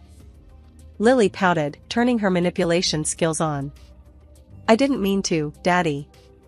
I'm sorry, Kate, she lied, her apology as empty as her gaze. Mom walked in at the tail end, her eyes darting between us. Without missing a beat, she sided with Lily. Kate, can't you see she's sorry? Stop making a scene and clean this up. Frustration boiling within me, I cleaned up the mess, the injustice of it all burning in my chest. It was always the same, Lily's word against mine, and I was always the villain in Mom's eyes. One day, feeling a mix of desperation and longing for a connection, I called Mark Dad in a moment of vulnerability. It slipped out, natural as breathing, but the fallout was immediate and harsh. Mom's face twisted into a mask of fury. How dare you? You have a father, Kate, and Mark is not him. You're just trying to replace him because he didn't want you. Her words were like a physical blow, knocking the air from my lungs. Mark looked stricken, caught between his wife and stepdaughter, a silent witness to my humiliation. My voice broke, the hurt too deep for tears. I thought. What? That you could just pretend everything's okay? That you could make us a perfect little family? Mom's voice was venomous, each word a pointed dagger aimed straight at my heart. In the end, I retreated to my room, the sound of Lily's laughter echoing behind me. I was the outsider, the unwanted, living in a house divided by favoritism and silent battles. Mark tried to offer solace, but his kindness was a balm on a wound too deep to heal. Growing up wasn't easy, not by a long shot. As I hit my teen years, things at home went from bad to downright miserable. Mom's critiques got harsher, and Lily, well, she was blossoming into a mini tyrant, with Mom as her biggest cheerleader. One afternoon, I was trying on clothes in my room, the door barely cracked open. I could hear Lily's snickers from the hallway. Look at Kate, trying to dress up. Like putting lipstick on a pig, she jeered, not even bothering to lower her voice. I flinched, the sting of her words hitting harder than I wanted to admit. "Shut up, Lily," I snapped back, more hurt than angry. Mom's voice cut through the tension like a hot knife. "Kate, don't talk to your sister like that. And Lily's right, you know. Those clothes do nothing for you." I stood there, a mix of anger and humiliation washing over me. I wanted to scream, to tell them both off, but I knew it would only make things worse. Mark wandered in, oblivious to the brewing storm. "What's all the noise about?" he asked, looking between us. "Lily's just being her usual charming self," I muttered, my voice dripping with sarcasm. Mark sighed, a look of resignation on his face. "Girls, can't we all just get along for once? Tell her to stop picking on me, then," Lily whined, playing the victim like she always did. "I'm not the one starting things," I protested, but it fell on deaf ears. Mark just shook his head and walked away, leaving me to fend for myself yet again. The next day at school, I overheard some kids talking about a party. For a fleeting moment, I entertained the idea of going, of being normal, for a change. But then reality crashed back in. I couldn't bring anyone home. Mom would make sure any friend or boy I liked would run for the hills with her comments. One evening, Mom was on one of her tirades about my appearance. "You could be pretty if you actually tried, Kate. Look at Lily, she takes care of herself." I was at my breaking point. "Why do you always compare me to her? I'm not Lily." Mom just rolled her eyes. "Because she sets a good example. You could learn a lot from your sister." The words felt like a slap in the face. It was always Lily, always about how perfect she was, and how I just couldn't measure up. I stormed off, my heart pounding in my chest. Alone in my room, I let the tears come. It was clear I was the odd one out in this family, the constant disappointment. And no matter how hard I tried, it felt like it would never be enough. Finding love should have been exciting, right? For most people, maybe, but for me, it felt like walking through a minefield blindfolded. After everything at home, I was hungry for a bit of tenderness, something real and warm. But every time I thought I found it, boom, everything blew up in my face. I met Jake at work. He was funny, had a killer smile, and didn't seem to mind my awkwardness. We hit it off, and for a minute there, I thought, hey, maybe this could be it. One night, I decided to bring him home, thinking it'd be safe. Big mistake. "Kate, who's this?" Mom asked, eyeing Jake like he was some bug she found under the sink. "This is Jake, Mom. We work together," I said, trying to keep my voice steady. Jake reached out, all polite and smiling. "Nice to meet you, ma'am." Mom just nodded, her smile tight. Once we sat down, it started. It was like she had a radar for my vulnerabilities. "So, Jake, Kate's not much of a looker, but she's got a good heart, I suppose. Keeps her room clean. That's something, right?" Mom's voice was all sweet poison, her words slathered in fake honey. I could feel my cheeks burning, my heart sinking. Jake looked at me, confusion and pity in his eyes.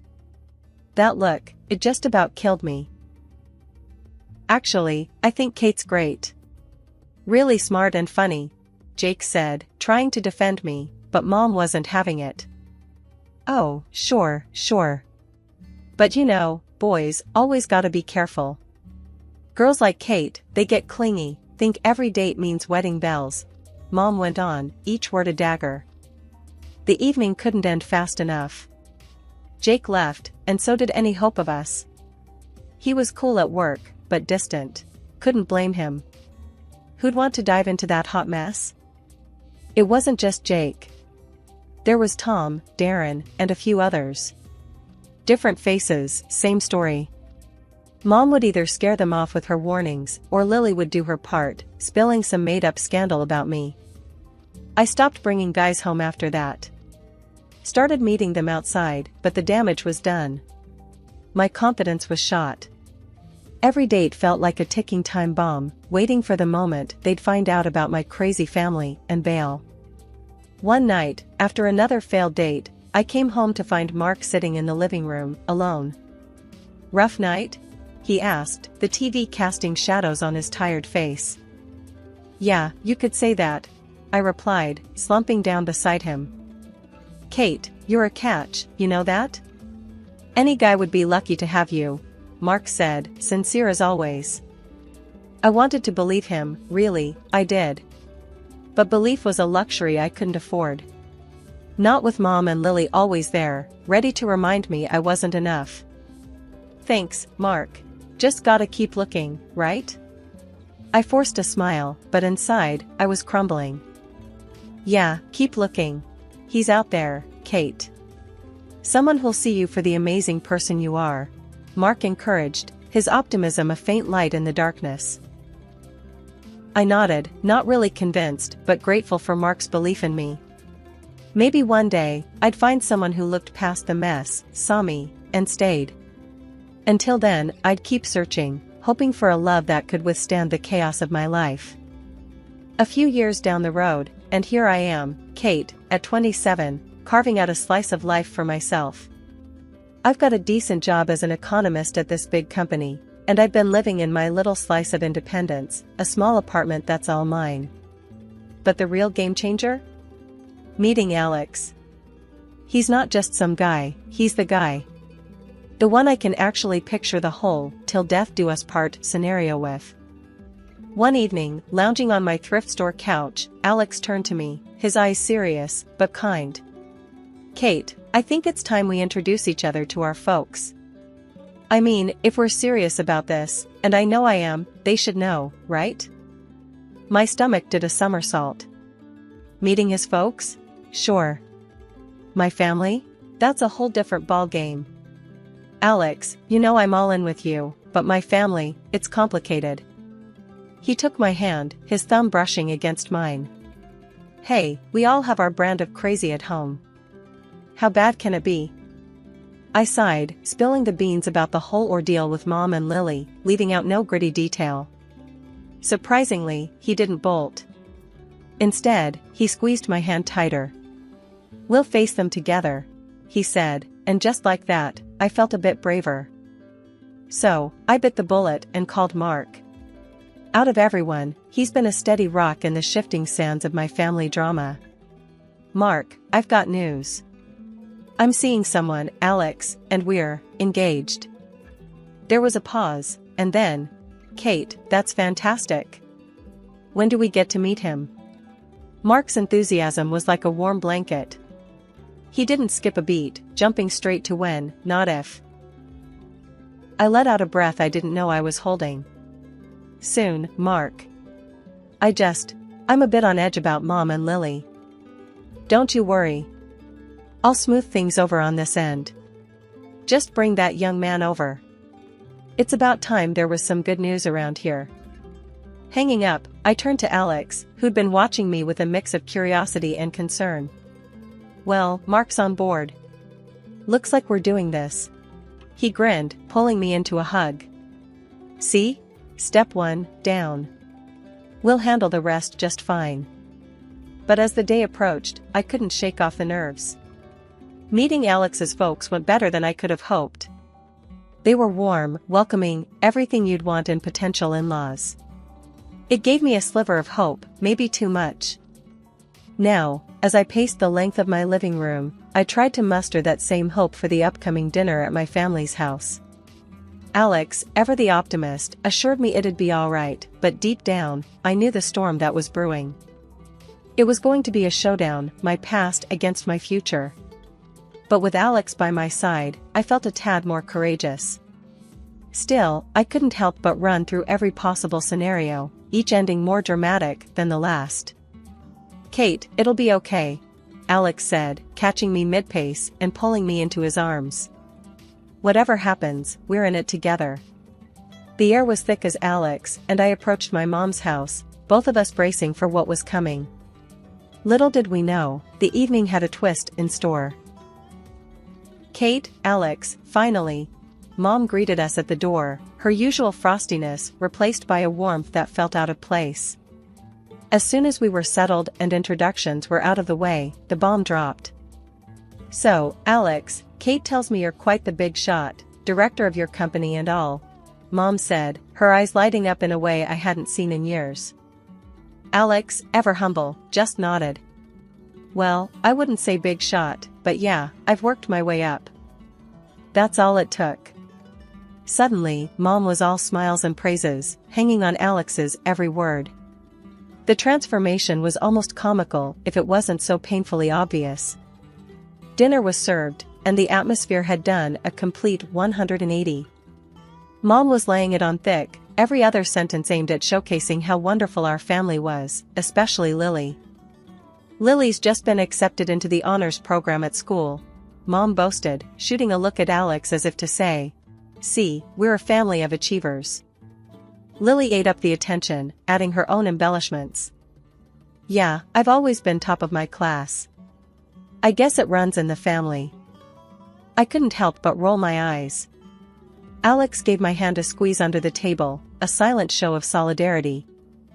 Mark, bless him, tried to keep things balanced, mentioning some of my achievements, but Mom steamrolled over him, redirecting the conversation back to Lily and, whenever possible, Alex's impressive career. As the night wore on, Mom's tactics became even more transparent. She was laying the groundwork, trying to cement a bond with Alex, presumably to ensure her place in what she saw as our newfound fortune. "Alex, you must come from a very driven family. It's so important, don't you think, to instill those values in our children?" Mom said, her gaze flitting between Alex and Lily. Alex, to his credit, handled it with grace. "Absolutely. Hard work and integrity go a long way," he replied, deliberately including me in the conversation with a look. As we made our excuses to leave, Mom was all but hanging off Alex, insisting we visit more often. "You must come for dinner again soon, Alex. It's been such a pleasure," she gushed, practically ignoring me as we said our goodbyes. Once in the car, Alex let out a low whistle. "Wow, that was something else. Your mom really knows how to lay it on thick." I sighed, leaning back in my seat. "Yeah, sorry about that. Well, she sees what she wants to see." Alex took my hand, giving it a reassuring squeeze. "Hey, we're in this together, remember? No amount of schmoozing from your mom can change that." The day after the dinner, I was still reeling from Mom's performance when my phone buzzed. It was Alex, and he sounded weird, like he was trying to stay calm but was struggling. "Kate, you're not gonna believe this. Your mom, she called me." Alex started, his voice tight. I froze. "Called you? How did she even get your number?" He sighed. "Found it on some work documents you left at their place, I guess. But listen, what she said, it's insane." My heart sank. "What did she say, Alex?" "She asked me to leave you. To marry Lily instead," he blurted out, and I could almost hear his disbelief through the phone. I felt like I'd been punched in the gut. "She what?" The words felt surreal, like we were talking about someone else's life, not ours. "Yeah, I know. It's messed up. But Kate, I have an idea. We can expose her, show everyone what she's really like," Alex said, a determined edge to his voice. Fast forward, and I'm sitting in a cafe, wig and sunglasses on, heart pounding as I watch Alex and my mom at a nearby table.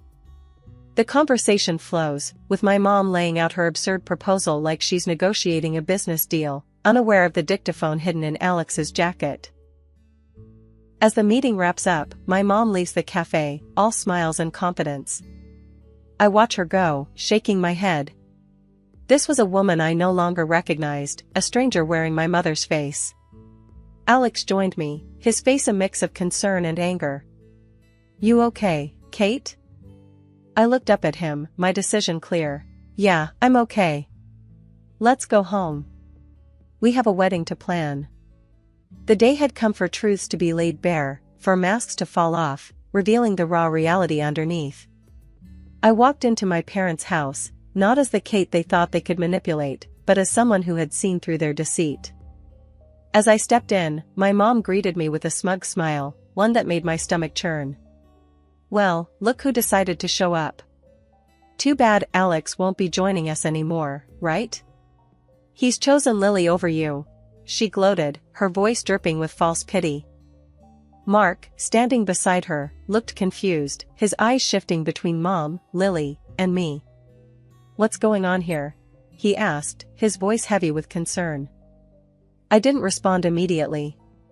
Instead, I locked eyes with Alex, who had followed me in. We shared a silent nod, a mutual agreement that it was time to end this charade. "Actually, Mom, Alex is here," I said, stepping aside to reveal him. Mom's face faltered, her confidence slipping for a moment before she masked it with indifference. The room was heavy with anticipation as Alex hit play on the recorder. My heart was racing, knowing the weight of what was about to be heard. As my mother's voice filled the room, you could feel the atmosphere shift. "I never loved Kate," her voice echoed, each word a dagger. "And Mark, I married him for his money, nothing more." The recording stopped, but its impact lingered, heavy and suffocating. The silence that followed was broken only by the sound of my stepfather's voice, strained and full of hurt. I can't believe this," Mark finally spoke, his voice barely above a whisper but carrying a storm of emotions. His gaze shifted from the recorder to my mother, seeking some denial, some sign of remorse. But there was none. Mark stood up, his decision clear in his hardened gaze. "That's it. I'm done. I want a divorce," he declared, his voice stronger now, resolved. "You need to leave the house." The fallout was immediate. Accusations flew, tears were shed, and the fabric of our family was irreparably torn. My mother and Lily, united in their scheme, were now facing the consequences of their actions, isolated by their own greed and deceit. As for me, standing there amidst the chaos, I felt a strange sense of peace.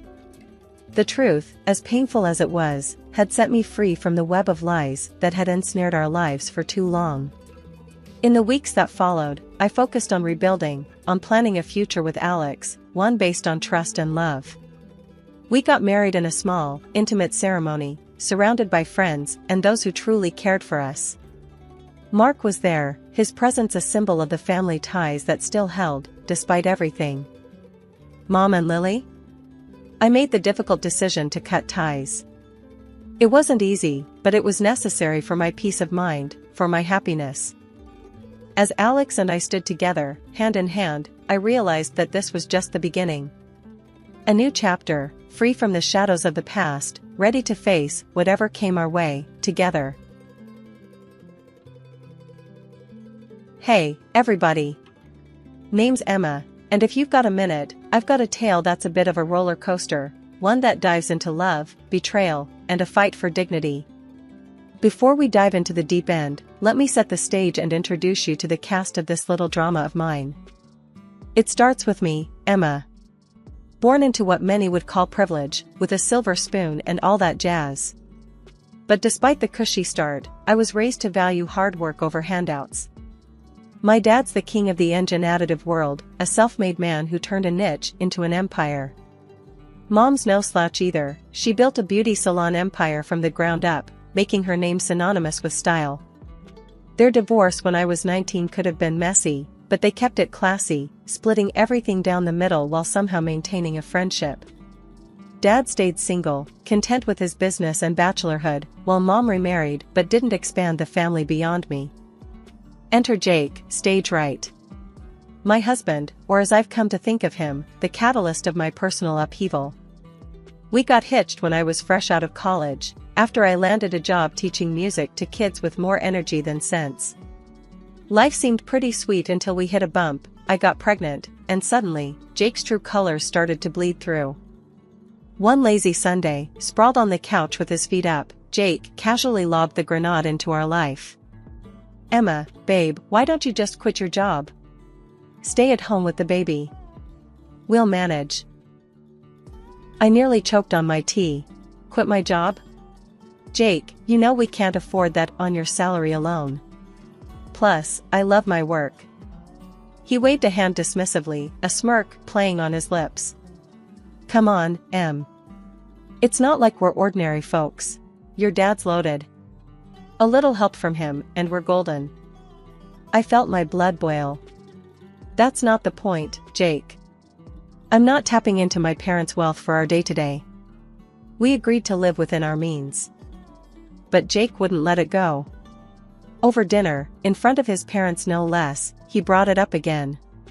Emma's considering taking some time off work, with the baby coming and all. His mom, Carol, a woman with a sharp tongue and an eye for advantage, jumped in. Oh, that's wonderful. With Emma's family, you two don't have to worry about a thing. I clenched my fork a little tighter, trying to keep my cool. Actually, we haven't decided anything. And we intend to manage on our own, thank you. Jake's dad, Frank, never one to miss a beat, chimed in with a chuckle. Why play the hard way, Emma? A little help from your folks, and you could be living easy. Why waste that opportunity? The conversation spiraled from there, with Jake and his parents painting grand pictures of a life lived on my parents' dime. Every word felt like a betrayal, twisting the knife a bit deeper. They didn't see me, they saw a ticket to an easy life. That night, lying in bed next to Jake, I couldn't shake the feeling of isolation. Jake, do you really think we should be relying on my parents like that? I whispered, hoping for some sign I'd misread the situation. He rolled over, facing me with those eyes that once melted my heart. Emma, it's not about need. It's about what's smart. Your parents can afford it, and we deserve a break. Why not take it? Deserve. That word echoed in my head long after Jake had drifted off to sleep. It was clear we were on different paths, with different values. I lay awake, staring at the ceiling, wondering how I'd missed the signs, and where we went from here. After that first clash with Jake about money and pride, I thought maybe, just maybe, we'd find our way back to the same page. But, oh, was I wrong? Enter the in-laws, stage left, with their own special brand of chaos. Jake's folks weren't exactly the poster children for self-reliance. They had this way of sniffing out a free meal from miles away, and my family's wealth was like a beacon to them. One evening, we're all sitting around our cramped living room, and Frank's going on about this new business opportunity that just needed a small investment to get off the ground. So, Emma, darling, Carol starts, her voice dripping with that fake sweetness that could give you cavities. With your family's resources, I bet you could easily help us out. It's such a sure thing. I tried to keep my cool, really I did. Carol, Frank, I've told you before, we're managing our finances independently. My parents' money isn't part of this equation. But Frank, oh, he's got the persistence of a door-to-door salesman. Come on, Emma. It's not like you'd feel it. What's a few thousand to your dad? He probably spends that on golf in a weekend. The audacity floored me. Here they were, sitting in our home, eating our food, and they had the guts to treat my family's hard-earned money like it was theirs for the taking. Jake tries to play mediator. Maybe they have a point. It's just a loan, right? We could help out family. Family? I nearly choked on the word. Jake, when did we decide it's our job to bankroll your parents' dreams? The room went ice cold. Carol, not one to let a moment of drama go by unexploited, piped up. Well, I never. Here we thought family helped each other out. But if you're going to be stingy. Stingy? Now, I was seeing red. Working for what you have isn't being stingy, Carol. It's called being responsible. Maybe you should try it sometime. Frank tried to smooth things over, but the damage was done. Look, Emma, no need to get upset. We're just talking here. Talking, right. I couldn't hide my sarcasm. Seems like all we ever do is talk about how my family can solve your problems. That night, after they finally left, with Jake apologizing for his parents' misunderstanding, I lay awake, staring at the ceiling. It wasn't just a misunderstanding. It was a full-on invasion of our lives by two people who saw me not as a daughter-in-law but as a walking, talking ATM. After our little Lily came into this world, life took a turn I didn't quite expect. You'd think the arrival of a grandchild would bring out the best in people, right? Well, not so much with Jake's folks. They showed up at the hospital with what had to be the cheapest onesie from the discount bin. It still had the clearance sticker on it. But when my folks came through with a beautiful hand-knit blanket and some top-notch baby gear, you'd have thought World War III was about to break out in that hospital room. Wow, really laying it on thick, aren't they? Carol quipped, eyeing the gifts with a mix of disdain and envy. Must be nice to just throw money around. Bet they could have just gotten you a house instead of all this fluff. Jake chimed in with a chuckle. Yeah, Mom's got a point, Em. Your folks sure don't hold back. A house might have been more practical, huh? My heart sank. Here I was, holding our newborn, and all they could talk about was how my parents should have spent their money. It stung, hearing Jake echo his mom's words. Was our daughter just a dollar sign to them? I tried to keep the peace, biting back my growing anger. Well, it's not about the price tag, right? It's the thought that counts. But Frank wasn't about to let it go. Oh, sure. But when you think about it, a nice little investment in property, now, that's a gift that keeps on giving. The ride home from the hospital was tense. Jake tried to smooth things over, saying his parents were just old-fashioned and didn't mean anything by it. But the seed was planted. Doubt started creeping in about why Jake really married me. Was it love, or was my family's bank account the main attraction? A few weeks later, during one of their unsolicited visits, Carol brought it up again. We were all crammed in our living room, Lily fussing in my arms, and Carol couldn't resist a jab at the new stroller my mom had bought us. Must be nice, having your folks shower Lily with all these expensive toys and gadgets. Though, a contribution to a house fund would have been more useful, don't you think, she said, her voice dripping with that passive-aggressive tone I'd come to dread. Jake, sitting beside his mom, nodded. Actually, babe, we've been talking. Maybe your parents could help us out with a down payment instead of more baby stuff. Makes sense, right? I was floored. Not only were Jake's parents relentless, but now Jake was on board with turning our daughter's birth into a bargaining chip for financial gain. It felt like I was living in some twisted reality where love and family meant less than material wealth. Is that what this is about for you, Jake? Using my parents for money? I couldn't hide the hurt in my voice. I thought we were in this together, for better or worse, not for richer or poorer. Jake looked taken aback, but Carol just sniffed. Well, when your wife's parents are rich, it's only practical to think about these things. After they finally left, I lay awake, staring at the ceiling, Lily asleep beside me. The realization hit me hard. My marriage, my family, it all felt like a transaction to them. And I was the currency. The last few years have been a roller coaster, to say the least. Lily's grown into a fiery little 3-year-old, full of life and laughter. But life threw us some curveballs that I never saw coming. First, it was Mom. The accident was sudden, a shock to all of us. I was drowning in grief, barely keeping it together, for Lily. But Jake? His first question wasn't about how I was holding up. No, it was, so, how much are you getting from your mom's will? It felt like a slap in the face. My mom wasn't even cold, and here he was, eyeing her legacy like a vulture. According to Mom's will, I inherited the barbershop chain. I knew nothing about running a business, but Jake was quick to offer his expertise. Babe, let me handle this. You know I've got a knack for business, he said, all confidence and smiles. I was too lost in my grief to argue. So, I let him take the reins, though I made sure the ownership papers stayed in my name. I thought, maybe, just maybe, he could turn things around for us. Then, barely a year later, Dad passed away from a heart attack. Losing both my parents in such a short time broke something in me. I needed Jake more than ever, but all he could talk about was what we'd inherit from Dad. The day after Dad's death, Jake's parents came over. I expected maybe a shred of decency, a moment of respect for my loss. But no, they dove straight into speculations about Dad's wealth. "So, Emma, must be a hefty sum coming your way, huh?" Frank said, barely able to contain his glee. I saw red. "Can you not? For once, just stop talking about money," I shouted, the words exploding out of me like shrapnel.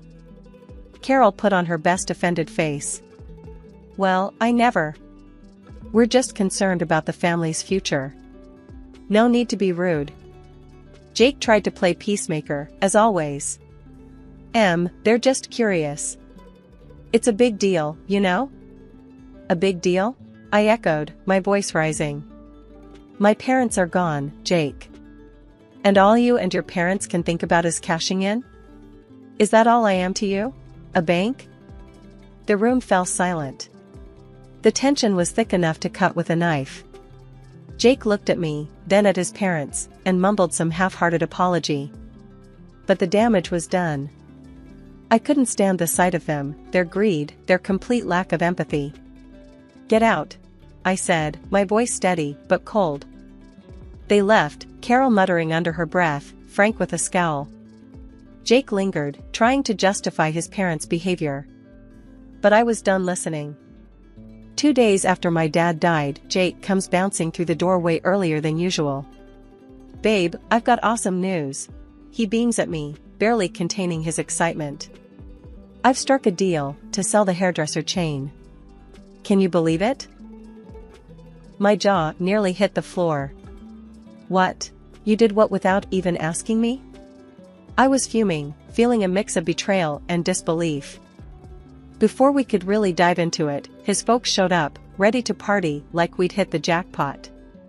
They brought in this feast from some fancy restaurant and a bunch of brochures that screamed high roller. Carol was all smiles, waving those brochures in my face. "Guess what, honey? We've sold the old condo and put down a deposit on a beach house. We're all moving to the coast." I stared at her, feeling like I was trapped in some bad dream. "Hold on. You what?" "Nobody asked me about moving. I don't want to live by the beach, with all that humidity and the winds. With a kid? Are you out of your mind?" Carol just waved off my concerns like I was talking about the weather. "Oh, don't you worry about that.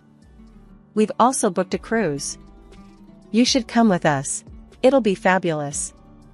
"Where's this money coming from?" I asked, my patience wearing thin. "Well, darling, with your father's passing and the sale of the salons, money's no object now. We're set for life. Think about it, yachts, private jets. We're living the dream." Carol's eyes were practically sparkling with dollar signs. I turned to Jake, utterly dumbfounded. Why are we even talking about selling my mom's business again? And what's this nonsense about being set for life? "Babe, it makes sense. Managing both businesses will be too much. We gotta focus on what's more profitable. It's for our future, for our daughter's future." I couldn't believe what I was hearing. The greed, the audacity, it was all too much. "Show me the financials for the salon," I demanded. "I want to see everything before we make any rash decisions." Jake squirmed, avoiding eye contact. "Look, it's all about our future, about making sure we're comfortable." His parents joined the chorus, pressing me to just let go and enjoy the windfall. But looking at them, all I could see were vultures circling. "Why the rush to sell the hairdresser shops again?" I pressed, needing answers from Tom. Jake shrugged, the picture of faux reason. "Look, babe, after your dad's gone, juggling both businesses just doesn't make sense. We gotta focus on what brings in more dough. The car oil thing is a gold mine, compared to the salons." His folks perked up at this, chiming in with their 2 cents. "Darling, think about it. Selling those little shops could give you a life of luxury. Why waste your time on them?" His mom cooed, her voice dripping with greed. The sight of them, practically salivating over my inheritance, made my skin crawl. "I want you to leave. Now," I said, my voice firm, my resolve stronger. "This is a time to mourn my father, not feast on what he left behind." Jake tried to interrupt, but I cut him off. "And another thing, this is my inheritance we're talking about. Mine. You and your parents have no say in this." The air turned icy as they realized I wasn't the pushover they thought I was. With heavy steps and heavier scowls, they left, leaving me to ponder the lonely battle ahead. The dawn after my father's funeral found me in a fog of grief, the world around me dulled to a monotonous gray. That's when Jake decided to inject his version of color back into our lives. Over a breakfast that tasted like cardboard, he launched into his agenda. "We need to call a meeting with the founders of your father's company, pronto," Jake stated, his voice slicing through the quiet like a knife.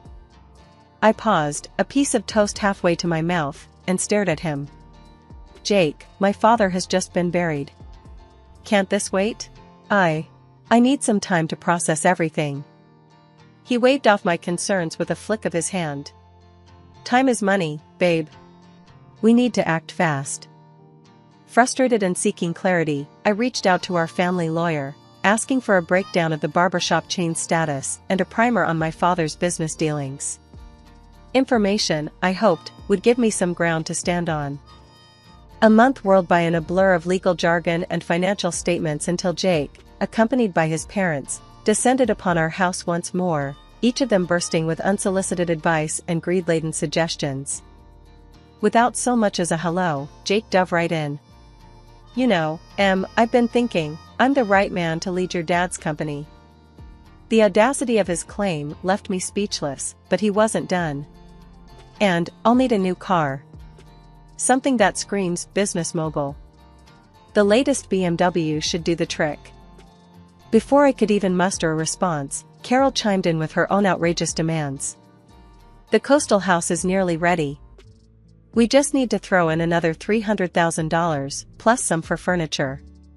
And, dear, I expect you to set up an account for me. I need to maintain my lifestyle, after all." After listening to their endless demands, I knew what I had to do.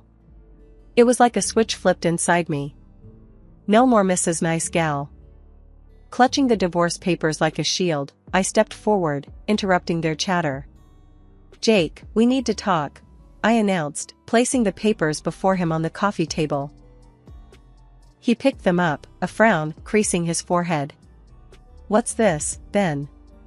His attempt at nonchalance couldn't hide the tremor in his voice.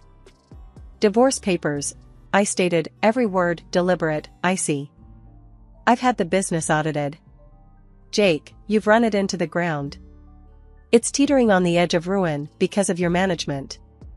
His face drained of color, a guilty child caught in a lie. I was trying to make it better," he stammered, his excuses as flimsy as his confidence. "Make it better? By firing our most talented staff and neglecting the core of what made the business succeed?" My voice rose, fueled by a cocktail of anger and betrayal. Carol, ever the meddler, couldn't resist intervening. "Now, dear, let's remember he's entitled to half of everything. Marriage binds assets, after all." I couldn't help but laugh, but there was no joy in it. "Nice try. But everything's been in my name since before I made the colossal mistake of marrying your son. He gets nothing from me." The room went silent. They were stunned, their grand schemes shattering around them. "And another thing," I added, staring Jake down. "You're going to pay back every penny you've cost the business. Every single penny." When the reality of the divorce finally hit Jake, his reaction was to desperately grovel, pleading with me to reconsider. "Please, can't we talk about this? There has to be another way," he begged, his voice cracking with desperation. His parents, not to be outdone in the drama department, launched into their own tearful performance. They lamented about sinking all their funds into the coastal house, a property now hanging by a thread without the next installment. "We're going to lose everything," his mother sobbed, her tears flowing freely. Please, think of what this means for us." I listened, my heart hardened by their previous actions, feeling nothing but a detached coldness towards their plight. "Sorry, but that's your mess," I stated, my tone unwavering. With a newfound resolve, I guided them to the door, closing it, and this chapter of my life, behind them. In the days that followed, I didn't allow myself to dwell on the past. Instead, I focused on the future, selling the apartment that Jake and I once shared. The sale provided just enough for a quaint, welcoming house that promised a new beginning for my daughter and me. Stepping into our new home, I felt a weight lift off my shoulders, a sense of peace enveloping us in a way that had been missing for too long. The wheels of justice turned slowly but surely, and when they finally caught up with Jake, he was ordered to compensate for the turmoil he'd inflicted on the hairdresser chain. The courts determined that his recklessness had a price, and he was forced to liquidate his share of our old apartment to meet his financial obligations. Watching him being held accountable for once felt like a bittersweet vindication for the hardship he'd put us through. Out of nowhere, my phone rang one day, and on the other end was my former mother-in-law, her voice laced with desperation. "We're in a bind. We need help to buy a place, any amount would help," she pleaded, her audacity leaving me incredulous. I took a deep breath, collecting my thoughts, before responding. "You made your bed," I replied, my tone steady and resolute. "It's time you lie in it." Ending the call, a mix of emotions washed over me, anger at their continued sense of entitlement, but also a profound sense of freedom from their clutches. After everything that went down with the divorce and wrestling back control over my mom's hairdresser chain, life finally started to brighten up again. It was a tough climb, but gradually, the salons began to find their old spark. Bringing back those top stylists we'd lost felt like a victory parade. Watching them walk back through those doors, ready to bring their magic back to our chairs, it was like watching the place come alive again. Turns out, I was more cut out for the business world than I'd ever imagined. Each day was a new lesson, a new surprise about what I could achieve. If it hadn't been for being cornered by life's cruel twists, I might never have uncovered this side of me. Handling my dad's car oil business was another mountain to climb. For now, I decided to bring in a manager to steer the ship while I got my bearings. "It's all yours for now, but keep me in the loop," I told him, making it clear I was still in charge. "Once Lily's old enough, maybe around 20, I'm thinking of passing it to her if she's interested. I want her to have options, to choose her path. Meanwhile, I'm dipping my toes into it, learning the ropes." Our new home, just me and Lily, was a haven of peace, a world away from the turmoil we'd left behind.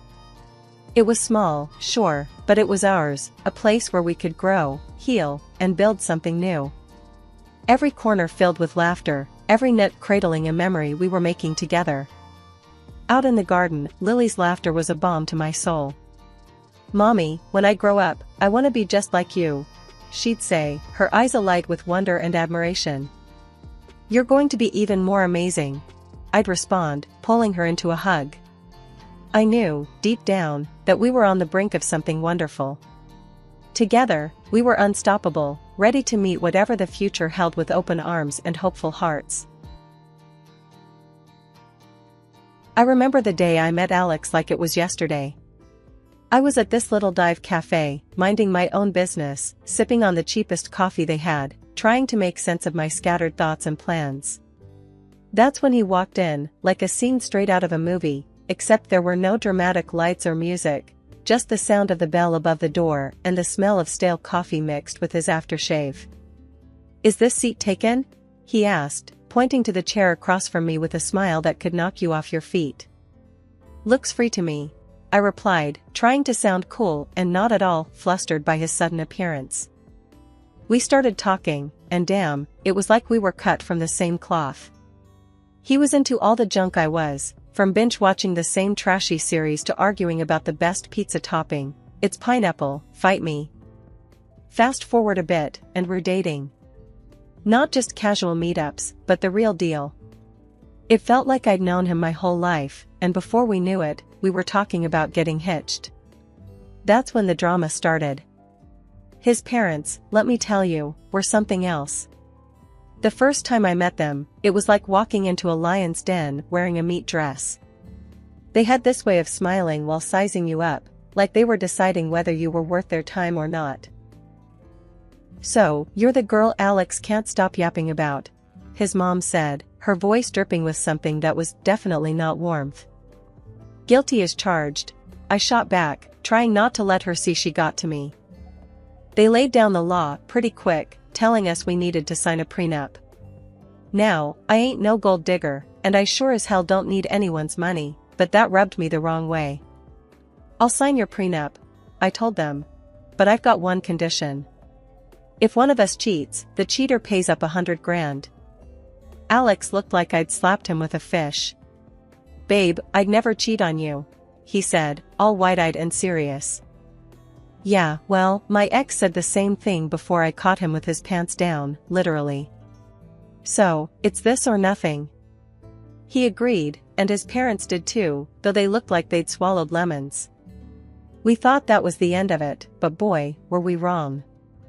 One evening, we were cuddled up on the couch, a tradition we had started since moving in together.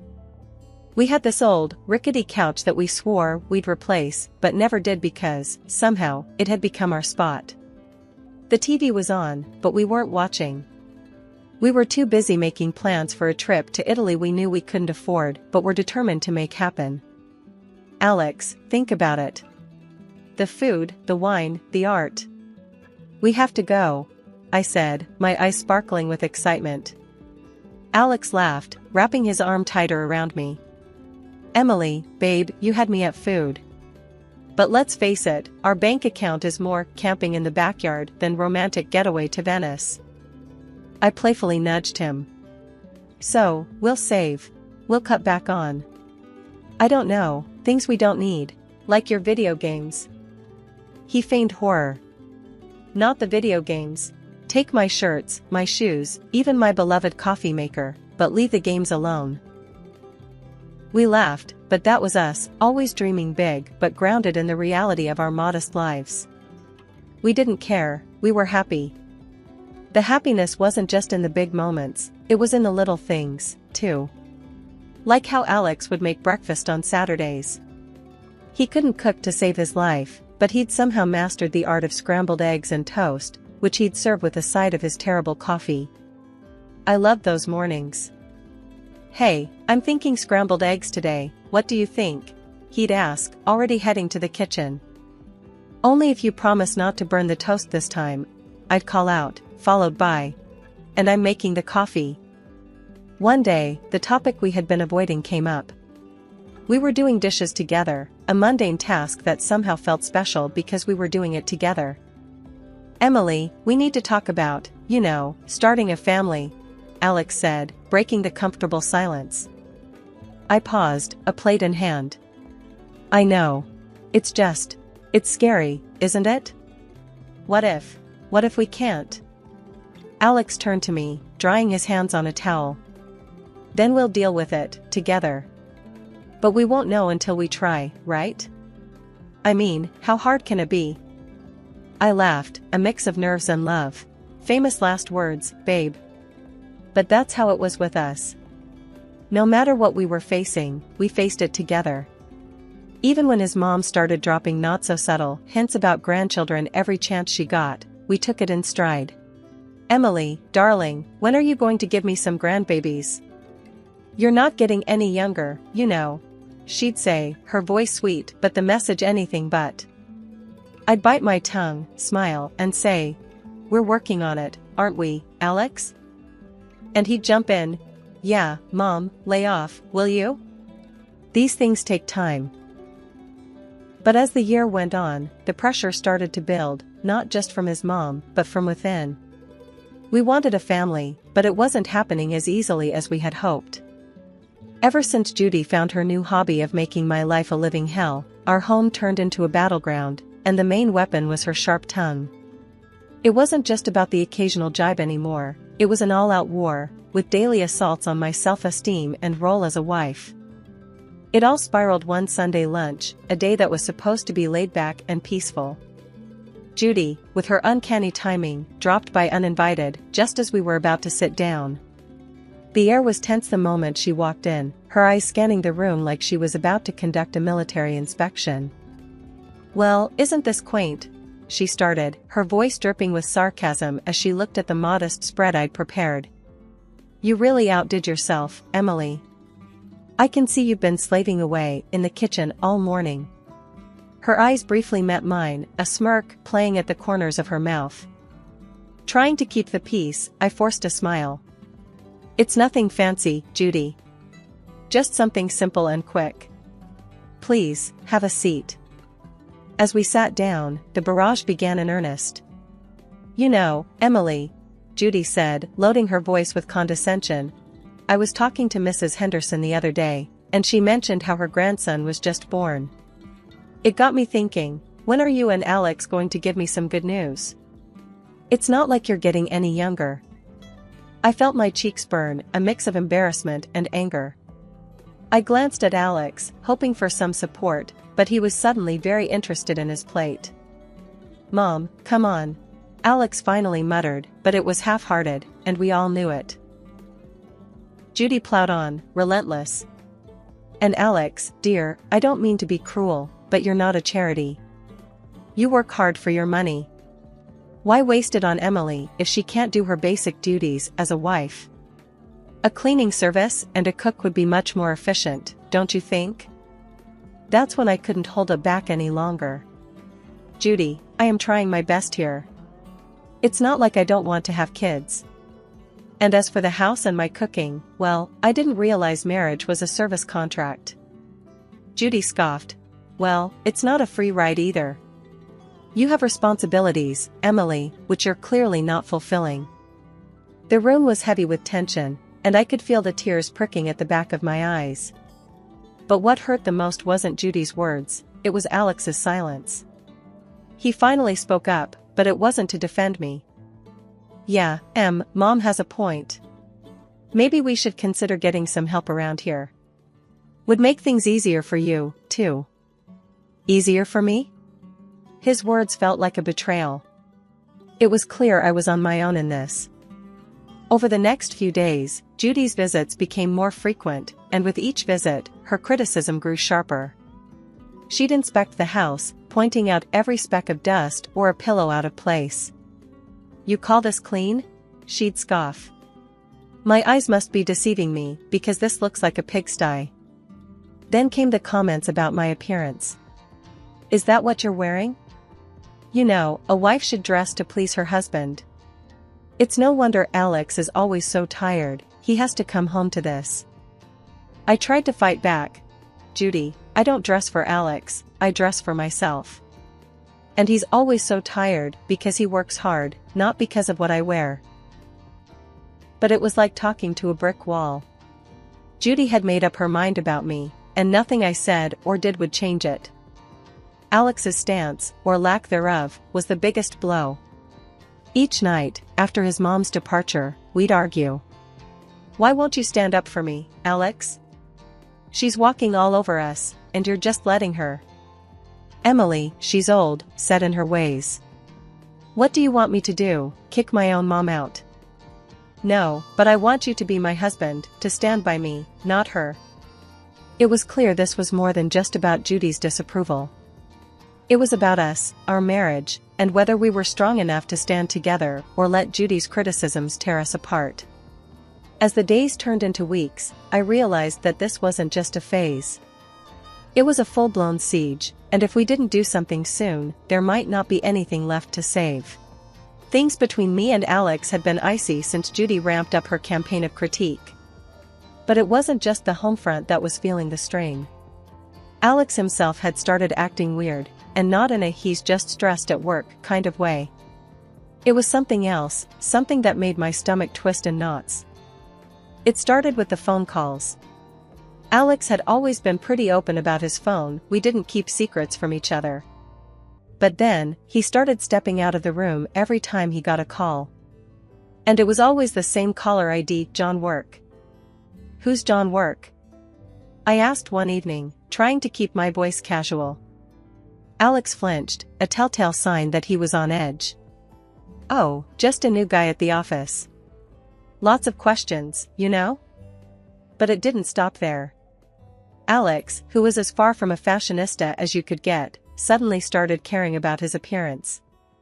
Gone were the days of graphic tees and worn-out jeans. Now, it was all crisp shirts and slacks. And cologne, he was using cologne now. Since when did he care about smelling like a department store? What's with the new look, Alex? Got a job interview or something? I joked one morning, watching him comb his hair in a way I'd never seen before. He just smirked, a little too quickly. Just felt like changing things up. No harm in that, right? And the late nights at work, they were becoming a regular thing. Another long one, babe? I'd text, trying not to sound too needy. Sorry, Em. This project is killing me. Won't be late, I promise.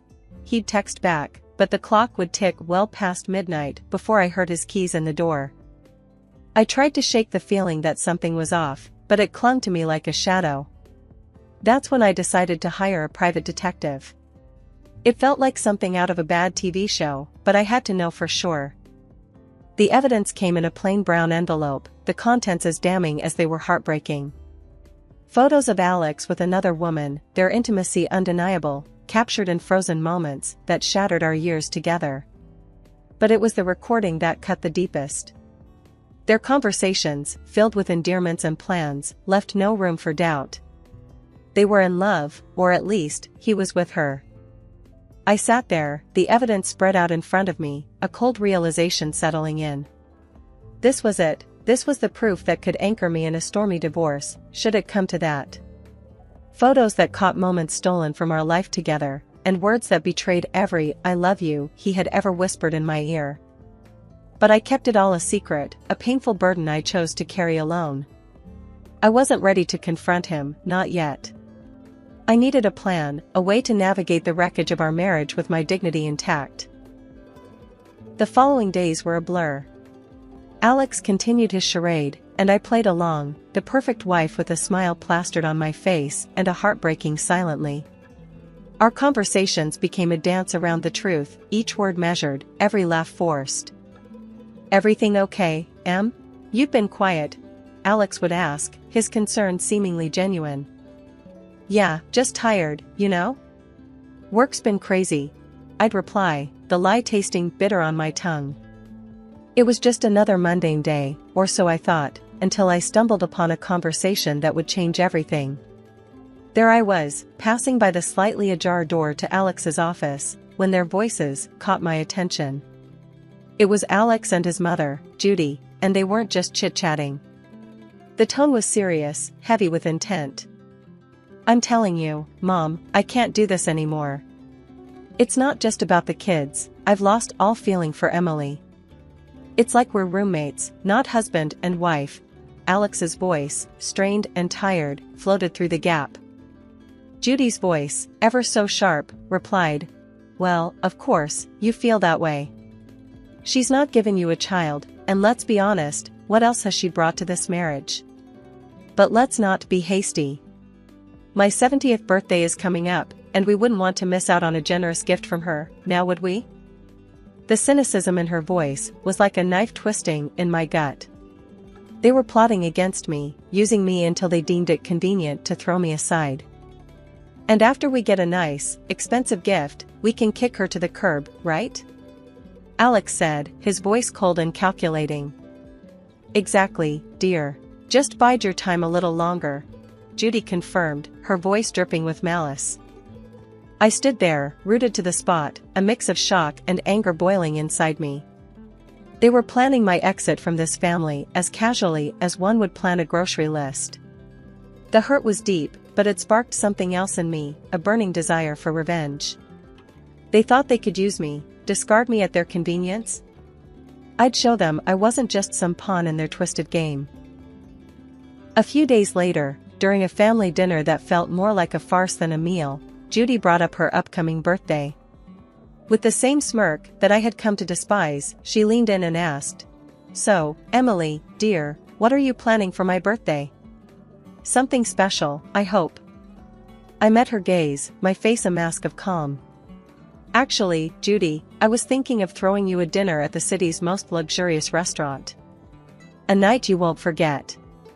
Her eyes lit up with greed, and she exchanged a quick, satisfied look with Alex. They thought they had me cornered, but little did they know, I was already 2 steps ahead. "Oh, Emily, that sounds delightful. Just close family, you know." "Keep it intimate," Judy said, her voice oozing fake sweetness. "Of course, Judy.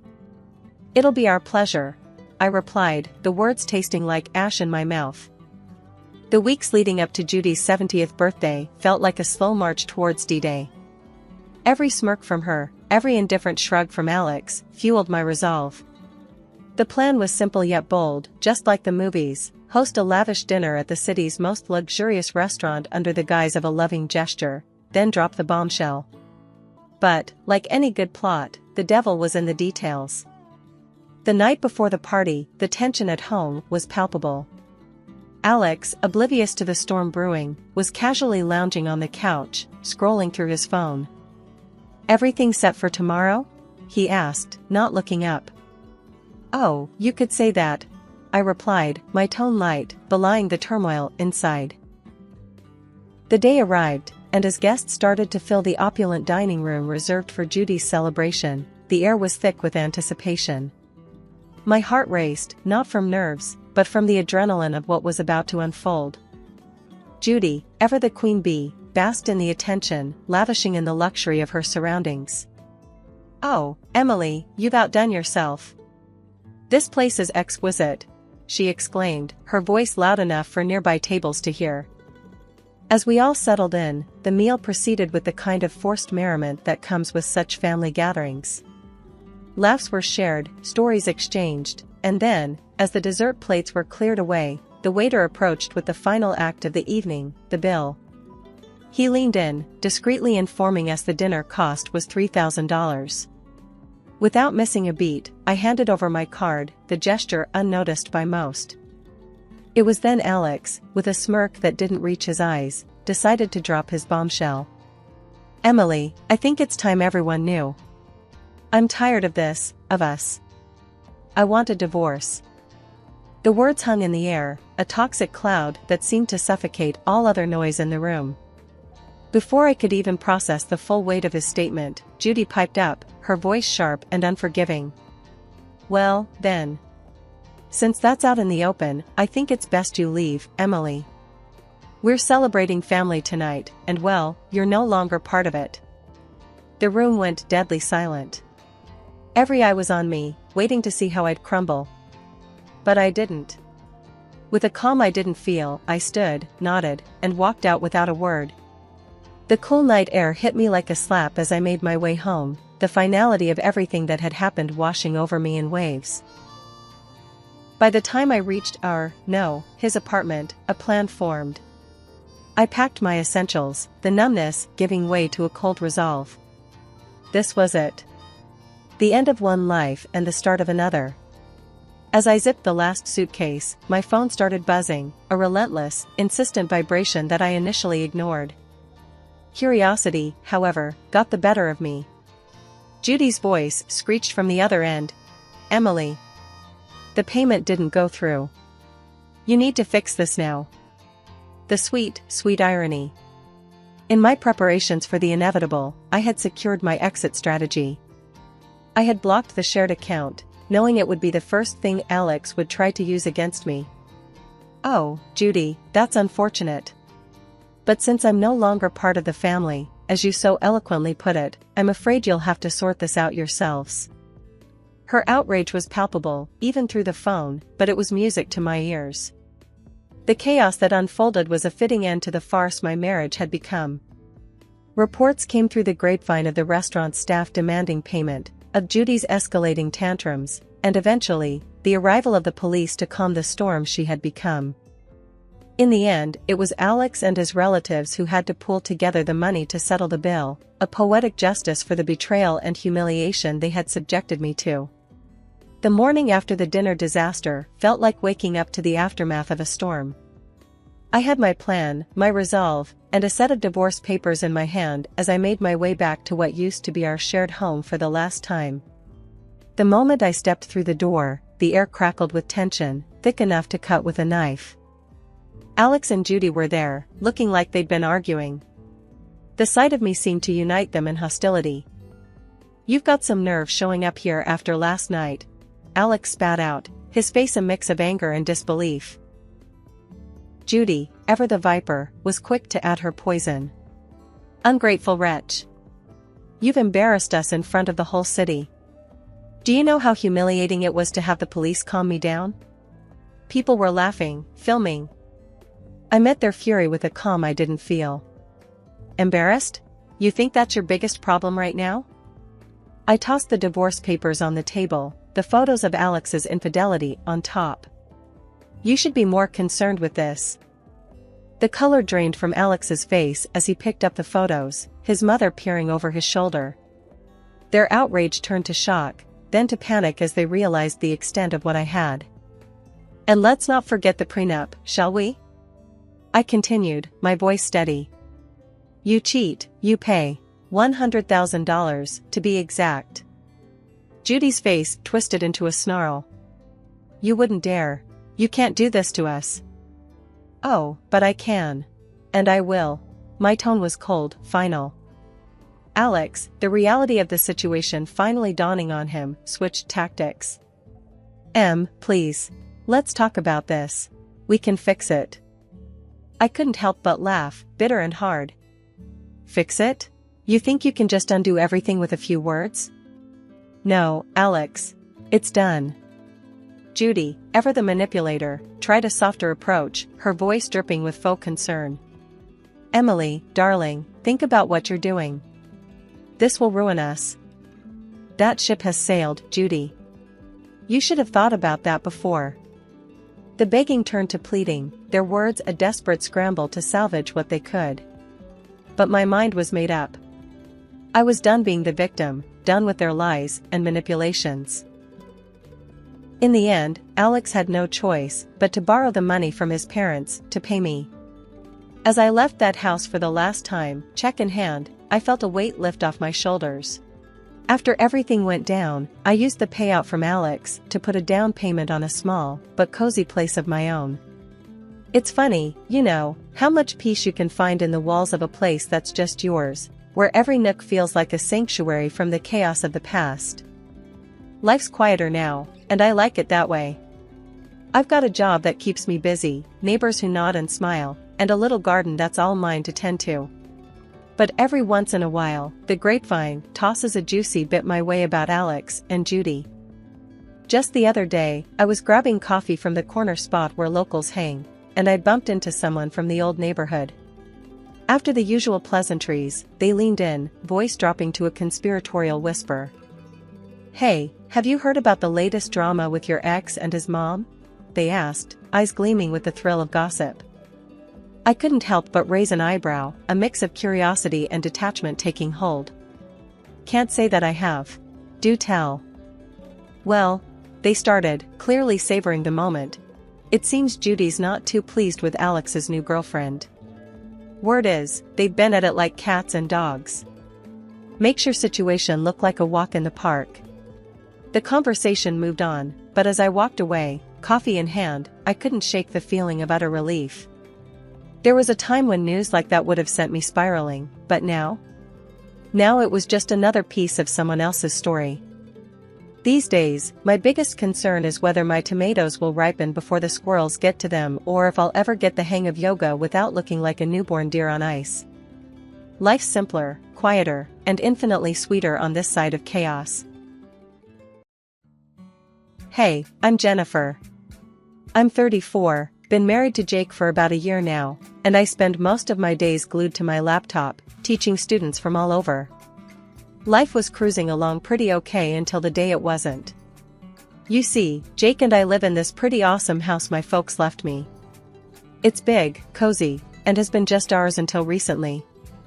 Jake's folks, Martha and Bob, lived just down the road. At first, it was kinda nice having them pop by. But then, the nice turned into a nightmare. Martha, with her lifetime badge of housewifery, started nitpicking everything from my cooking to how I kept the house. And let me tell you, her standards were somewhere up in the stratosphere. "Jennifer, darling, this pasta is a bit bland, don't you think?"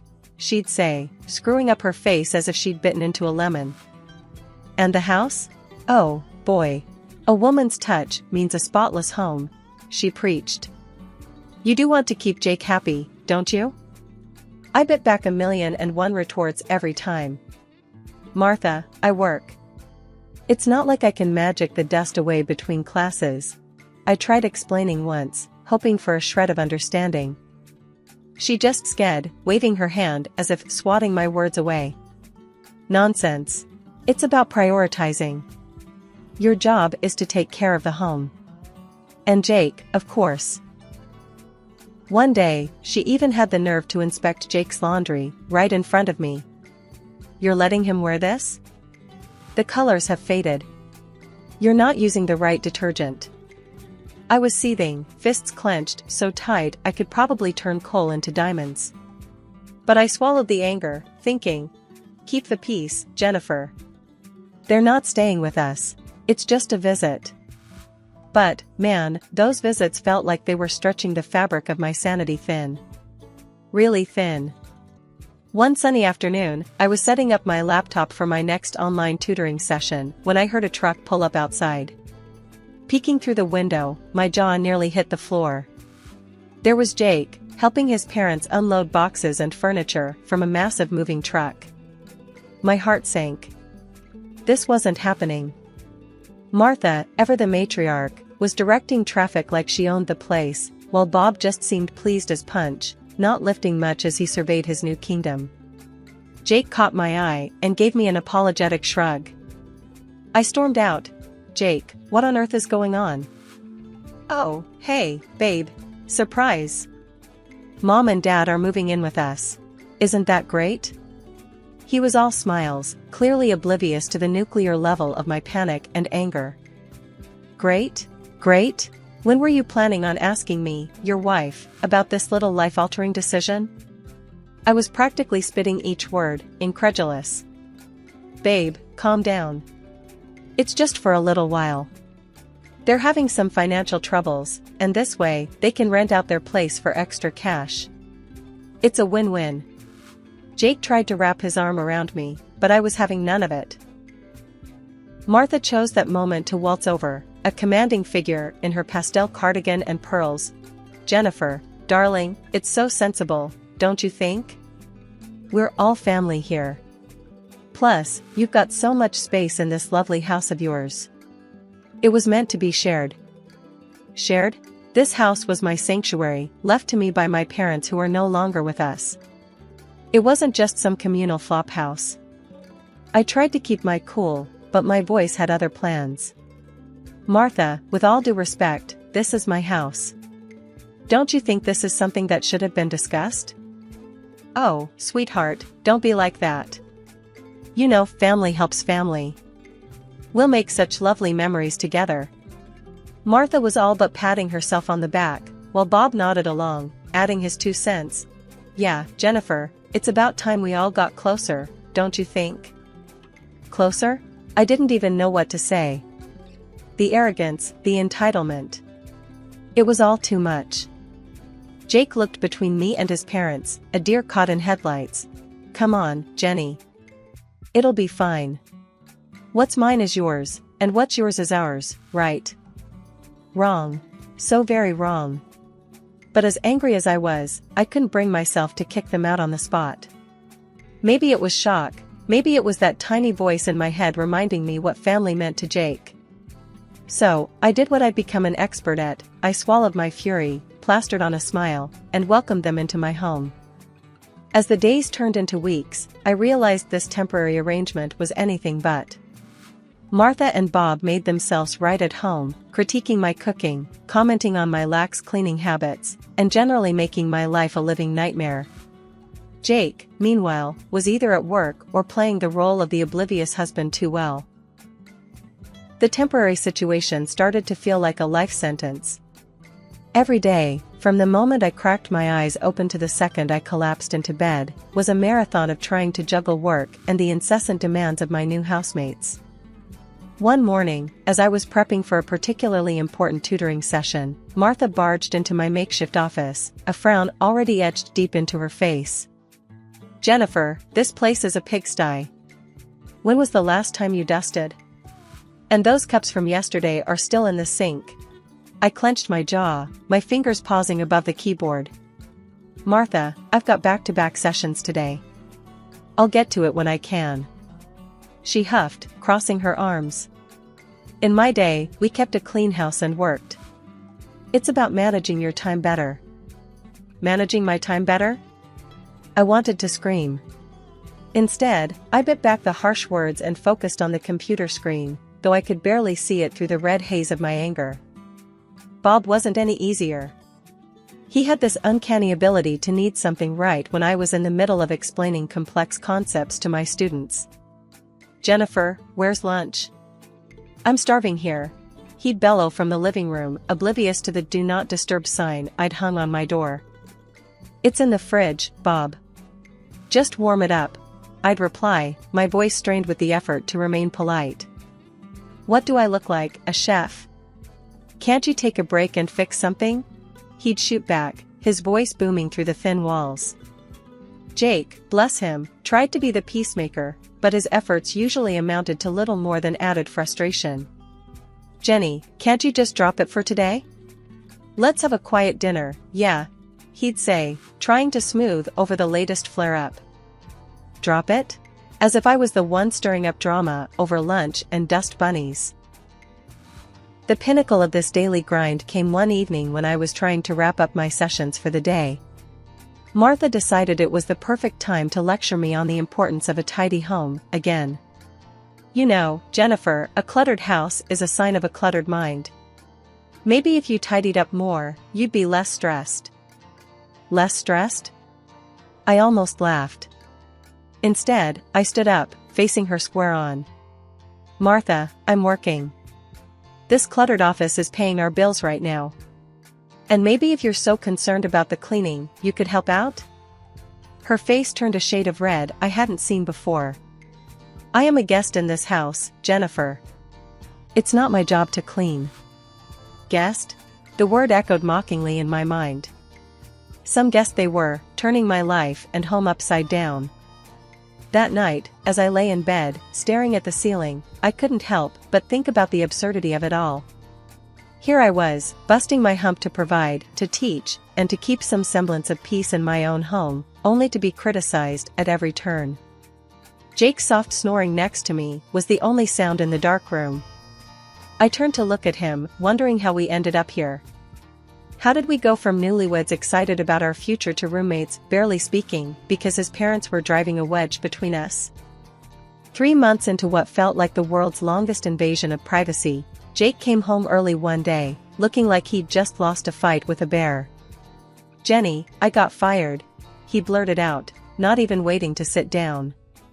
His folks were out, probably terrorizing some other poor soul with their presence, and he made me swear not to spill the beans to them. Great. Just what I needed. Now, it was all on me. My online tutoring gigs were suddenly not just about keeping busy or funding a few extra comforts. They were our lifeline. I doubled down on work, stretching my days thin. Before I knew it, I was not just tutoring, I was running my own online school. A small part of me buzzed with pride, but I kept it under wraps. No need to add fuel to the already blazing inferno that was our household dynamics. Money was tight. Tighter than a lid on a jar that's been sealed for a century. Every penny had to scream for mercy before being spent. It got to the point where I had to have the talk with Martha and Bob. "Look, I know this is awkward, but I need help with the bills. Maybe you could cover half the rent?" I asked, trying to keep my voice steady. Their reaction was as if I'd suggested they fly to the moon. "What do you mean?" "Jake's got it covered. He makes plenty," Bob scoffed, waving off my request like a bad smell. "Yeah, about that," I started, but Jake's pleading look stopped me. He wasn't ready for them to know. He pulled me aside later, whispering, "Just a little longer, Jenny. I'll find something soon, I promise." Promises. Right. Meanwhile, I was teaching, cooking, cleaning, and playing referee, all while trying to smile through gritted teeth. And Martha and Bob? They seemed to have turned complaining into an Olympic sport, barging into my office mid-lesson to demand attention, as if I was hosting afternoon tea instead of running a business. Jennifer, this is unacceptable. You're always locked away in here. When are you going to make time for us? Martha demanded one day, standing in the doorway with her arms crossed while I was in the middle of explaining algebra to a 15-year-old. Martha, I'm working. Can this wait? I hissed, trying to keep my voice down. No, it can't. We're family, and you're neglecting us. She shot back, oblivious to the irony. Bob wasn't any better. When's dinner? We're starving here, and you're just sitting around. He grumbled on a different occasion, ignoring the stack of papers and open textbooks around me. Sitting around? Really, Bob? I'm teaching. And dinner is when you make it. I snapped, patience fraying like an old rope. Jake was apologetic, always whispering, "Thanks for holding us together, Jenny. It'll get better." But better seemed like a distant land, one we weren't getting any closer to. And as the days turned into weeks, I couldn't help but wonder how much longer I could keep this up. One evening, as we sat down for dinner, Martha whipped out a glossy travel brochure, her eyes gleaming. "Look at this, dear," she said, sliding the booklet across the table to me. "We're thinking of a little getaway. A vacation. What do you think, a scarf or a shell as a souvenir?" Before I could even process the absurdity of her question, she dropped another bomb. "And, darling, if you could spare $2,000 for us, that would be just peachy. Just for some pocket money, you know?" I stared at her, dumbfounded. My fork clattered to my plate, my appetite gone. "Spare $2,000? I echoed, incredulous. "For a vacation?" Bob nodded, as if it was the most reasonable request in the world. "Yeah, you know, for the little extras. Wouldn't want to miss out on the fun stuff." The room spun. This was beyond outrageous. It was as if they were living in a fantasy world where money grew on trees and I was the gardener. I couldn't hold back any longer. "How long do you plan to live at my expense?" I demanded, my voice rising. "You don't pay for anything. No rent, no groceries. And now you want me to fund your holidays too?" Martha and Bob exchanged glances, clearly not expecting the outburst. "Well, we thought Jake was taking care of all that," Bob said, attempting to sound innocent. I turned to Jake, my eyes blazing. "And what about you? Do you think this is okay?" Jake squirmed in his seat, mumbling something inaudible. "Not only that," I continued, steamrolling ahead, "you barge into my office, interrupt my work, and have zero respect for my personal space. I've had it." There was a tense silence. Then, Jake, his face a mask of frustration, finally spoke up. "Why are you talking to my parents like that? They're just trying to enjoy life." "Enjoy life? On my hard-earned money?" I shot back, disbelief lacing my words. That's when Martha, always the actress, began her performance, tears welling up as she wailed about my ingratitude. "After all we've done for you. We even told Jake he shouldn't divorce you, despite everything." The room froze. "Divorce?" I echoed, the word slicing through the tension. I turned to Jake, my heart in my throat. "Is that true?" Jake's face went from red to white, a guilty look flashing in his eyes, before he averted his gaze. Martha, seizing the moment, clutched at her chest, gasping dramatically. "My pills, upstairs. Please." Despite everything, concern washed over me. I stood up abruptly, the need to ensure she was okay momentarily overshadowing my anger. "Fine, I'll get your medicine." I left the dining room in a daze, my mind racing.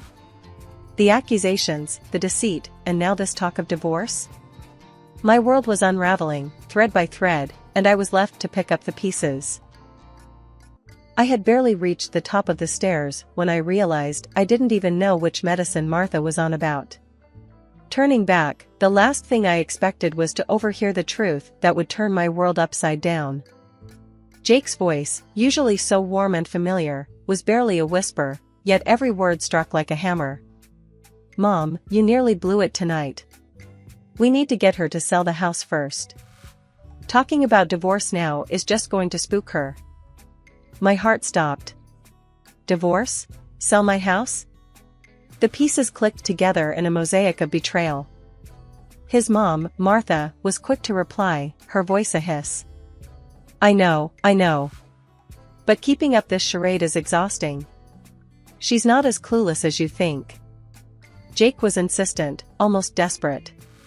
"Just stick to the plan. Make things hard for her, unbearable even. She'll cave, sell the house, to get away from you, and then we can do whatever. But not before. If she divorces me now, I get nothing from the sale." The coldness in his voice, the calculated manipulation, it was all laid bare. My knees felt weak, my heart shattered. This was their plan? My husband and his parents, plotting against me in my own home? He continued, oblivious to my silent presence. "We'll be set once this is done. Sell the old place too, and we can finally get something better. Just lay off the big purchases for now. Don't draw attention." I stood there, frozen, a statue of disbelief and hurt. They were supposed to be my family. How could they do this? Back at the dining room door, I paused, collecting myself. The mask of ignorance was now my best defense. Walking in, I found Martha clutching her chest, a perfect picture of distress. "Oh, dear, I forgot to ask which medicine you needed," I said, my voice steady, despite the chaos within. Martha, caught in her act, quickly shifted gears. "Oh, it's all right, dear. I think I just need a moment. The excitement of the evening, you know." Jake glanced at me, a flicker of something in his eyes. Was it guilt? Fear? I couldn't tell. "Everything okay, Jenny?" I met his gaze, a hollow laugh echoing inside me. "Fine. Just tired, I guess. It's been a long day." As we finished dinner in silence, my mind raced. They didn't know that I knew. And I intended to keep it that way. For now, I would play the part, bide my time, and plan my next move carefully. They wanted a game? They'd get one. But on my terms. The next morning, I didn't waste a second. I called off my classes, feeling a mix of nerves and determination. Today wasn't about teaching, it was about reclaiming my life. My first stop was the lawyer's office. I laid everything out for him, the deception, the manipulation, and their plans against me. He was reassuring, clear that the law protected my inheritance. My house was mine alone, divorce or not. With divorce papers in hand, I headed back home, my resolve stealing with every step. The scene that greeted me was predictably frustrating. My mother-in-law, Martha, immediately started in on me for not having dinner ready. "Where have you been all day? We've been waiting for you to make dinner," she snapped, her voice dripping with disdain. I met her gaze, my patience worn thin. "I'm not your cook, Martha. Or your maid. That ends now." Jake tried to smooth things over, with a hint of his plan peeking through. "Look, maybe this is a sign we should sell the house, start fresh somewhere else," he said, his voice too casual. His parents nodded eagerly, clearly liking where this was going. But I couldn't help it, I laughed. The absurdity of it all, their faces, it was too much. "Oh, Jake. I know about your plan. All of it." Silence crashed down like a wave. Jake's face went white, and Martha's mouth snapped shut. "What plan?" Jake managed, but his voice was shaky, guilty. With a deep breath, I laid the divorce papers on the table. "This plan. We're done. I want you and your parents out of my house." The outrage was instant. Martha was the first to explode. "You can't do this. We're family." "Family doesn't plot against each other," I shot back, my voice firm. Jake tried to argue, to plead, but I was unmoved. I'm not falling for it, Jake. It's over. I've already spoken to a lawyer. His defeat was evident as he realized the gravity of the situation. They had no legal ground to stand on, no emotional manipulation left to play. Reluctantly, with anger and frustration boiling over, Jake and his parents packed their things and left. After they left, the silence in the house was deafening, but it was the sound of freedom.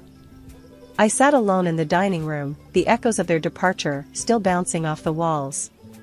It was over. I could finally breathe again, but the weight of what had transpired hung heavy in the air.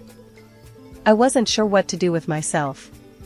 The routine I had been so accustomed to, despite its toxicity, was gone.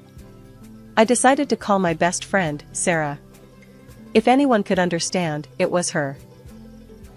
"Hey, it's me," I said, the moment she picked up. "Jennifer? What's wrong? You sound off." Sarah's voice was filled with concern.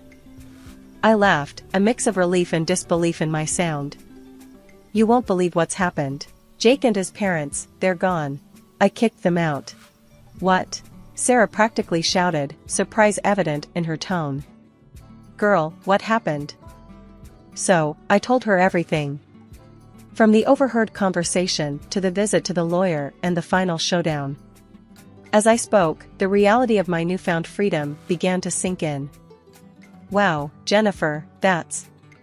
I don't even know what to say. "Are you okay?" she asked after a moment of silence.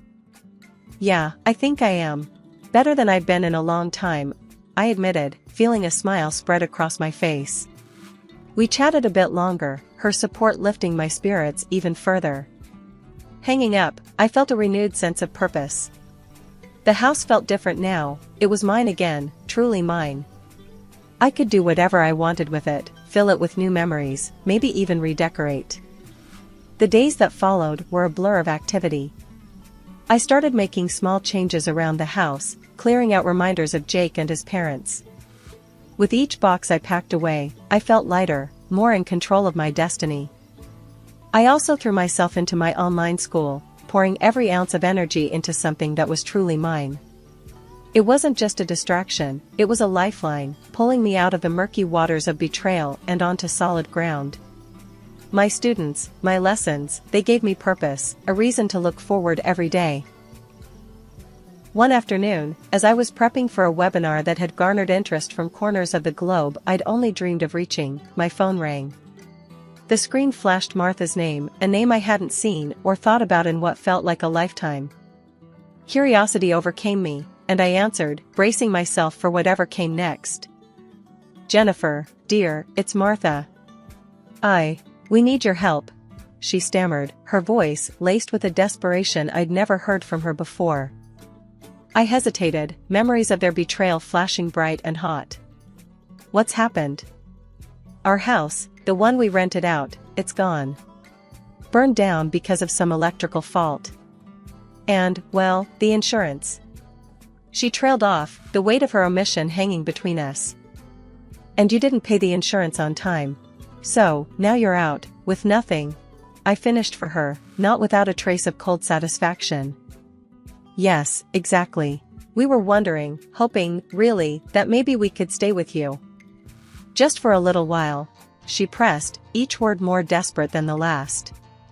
The audacity of her request left me speechless for a moment. After everything, they still saw me as a safety net, their backup plan. I found my voice, steadier and colder than I intended. "No, Martha.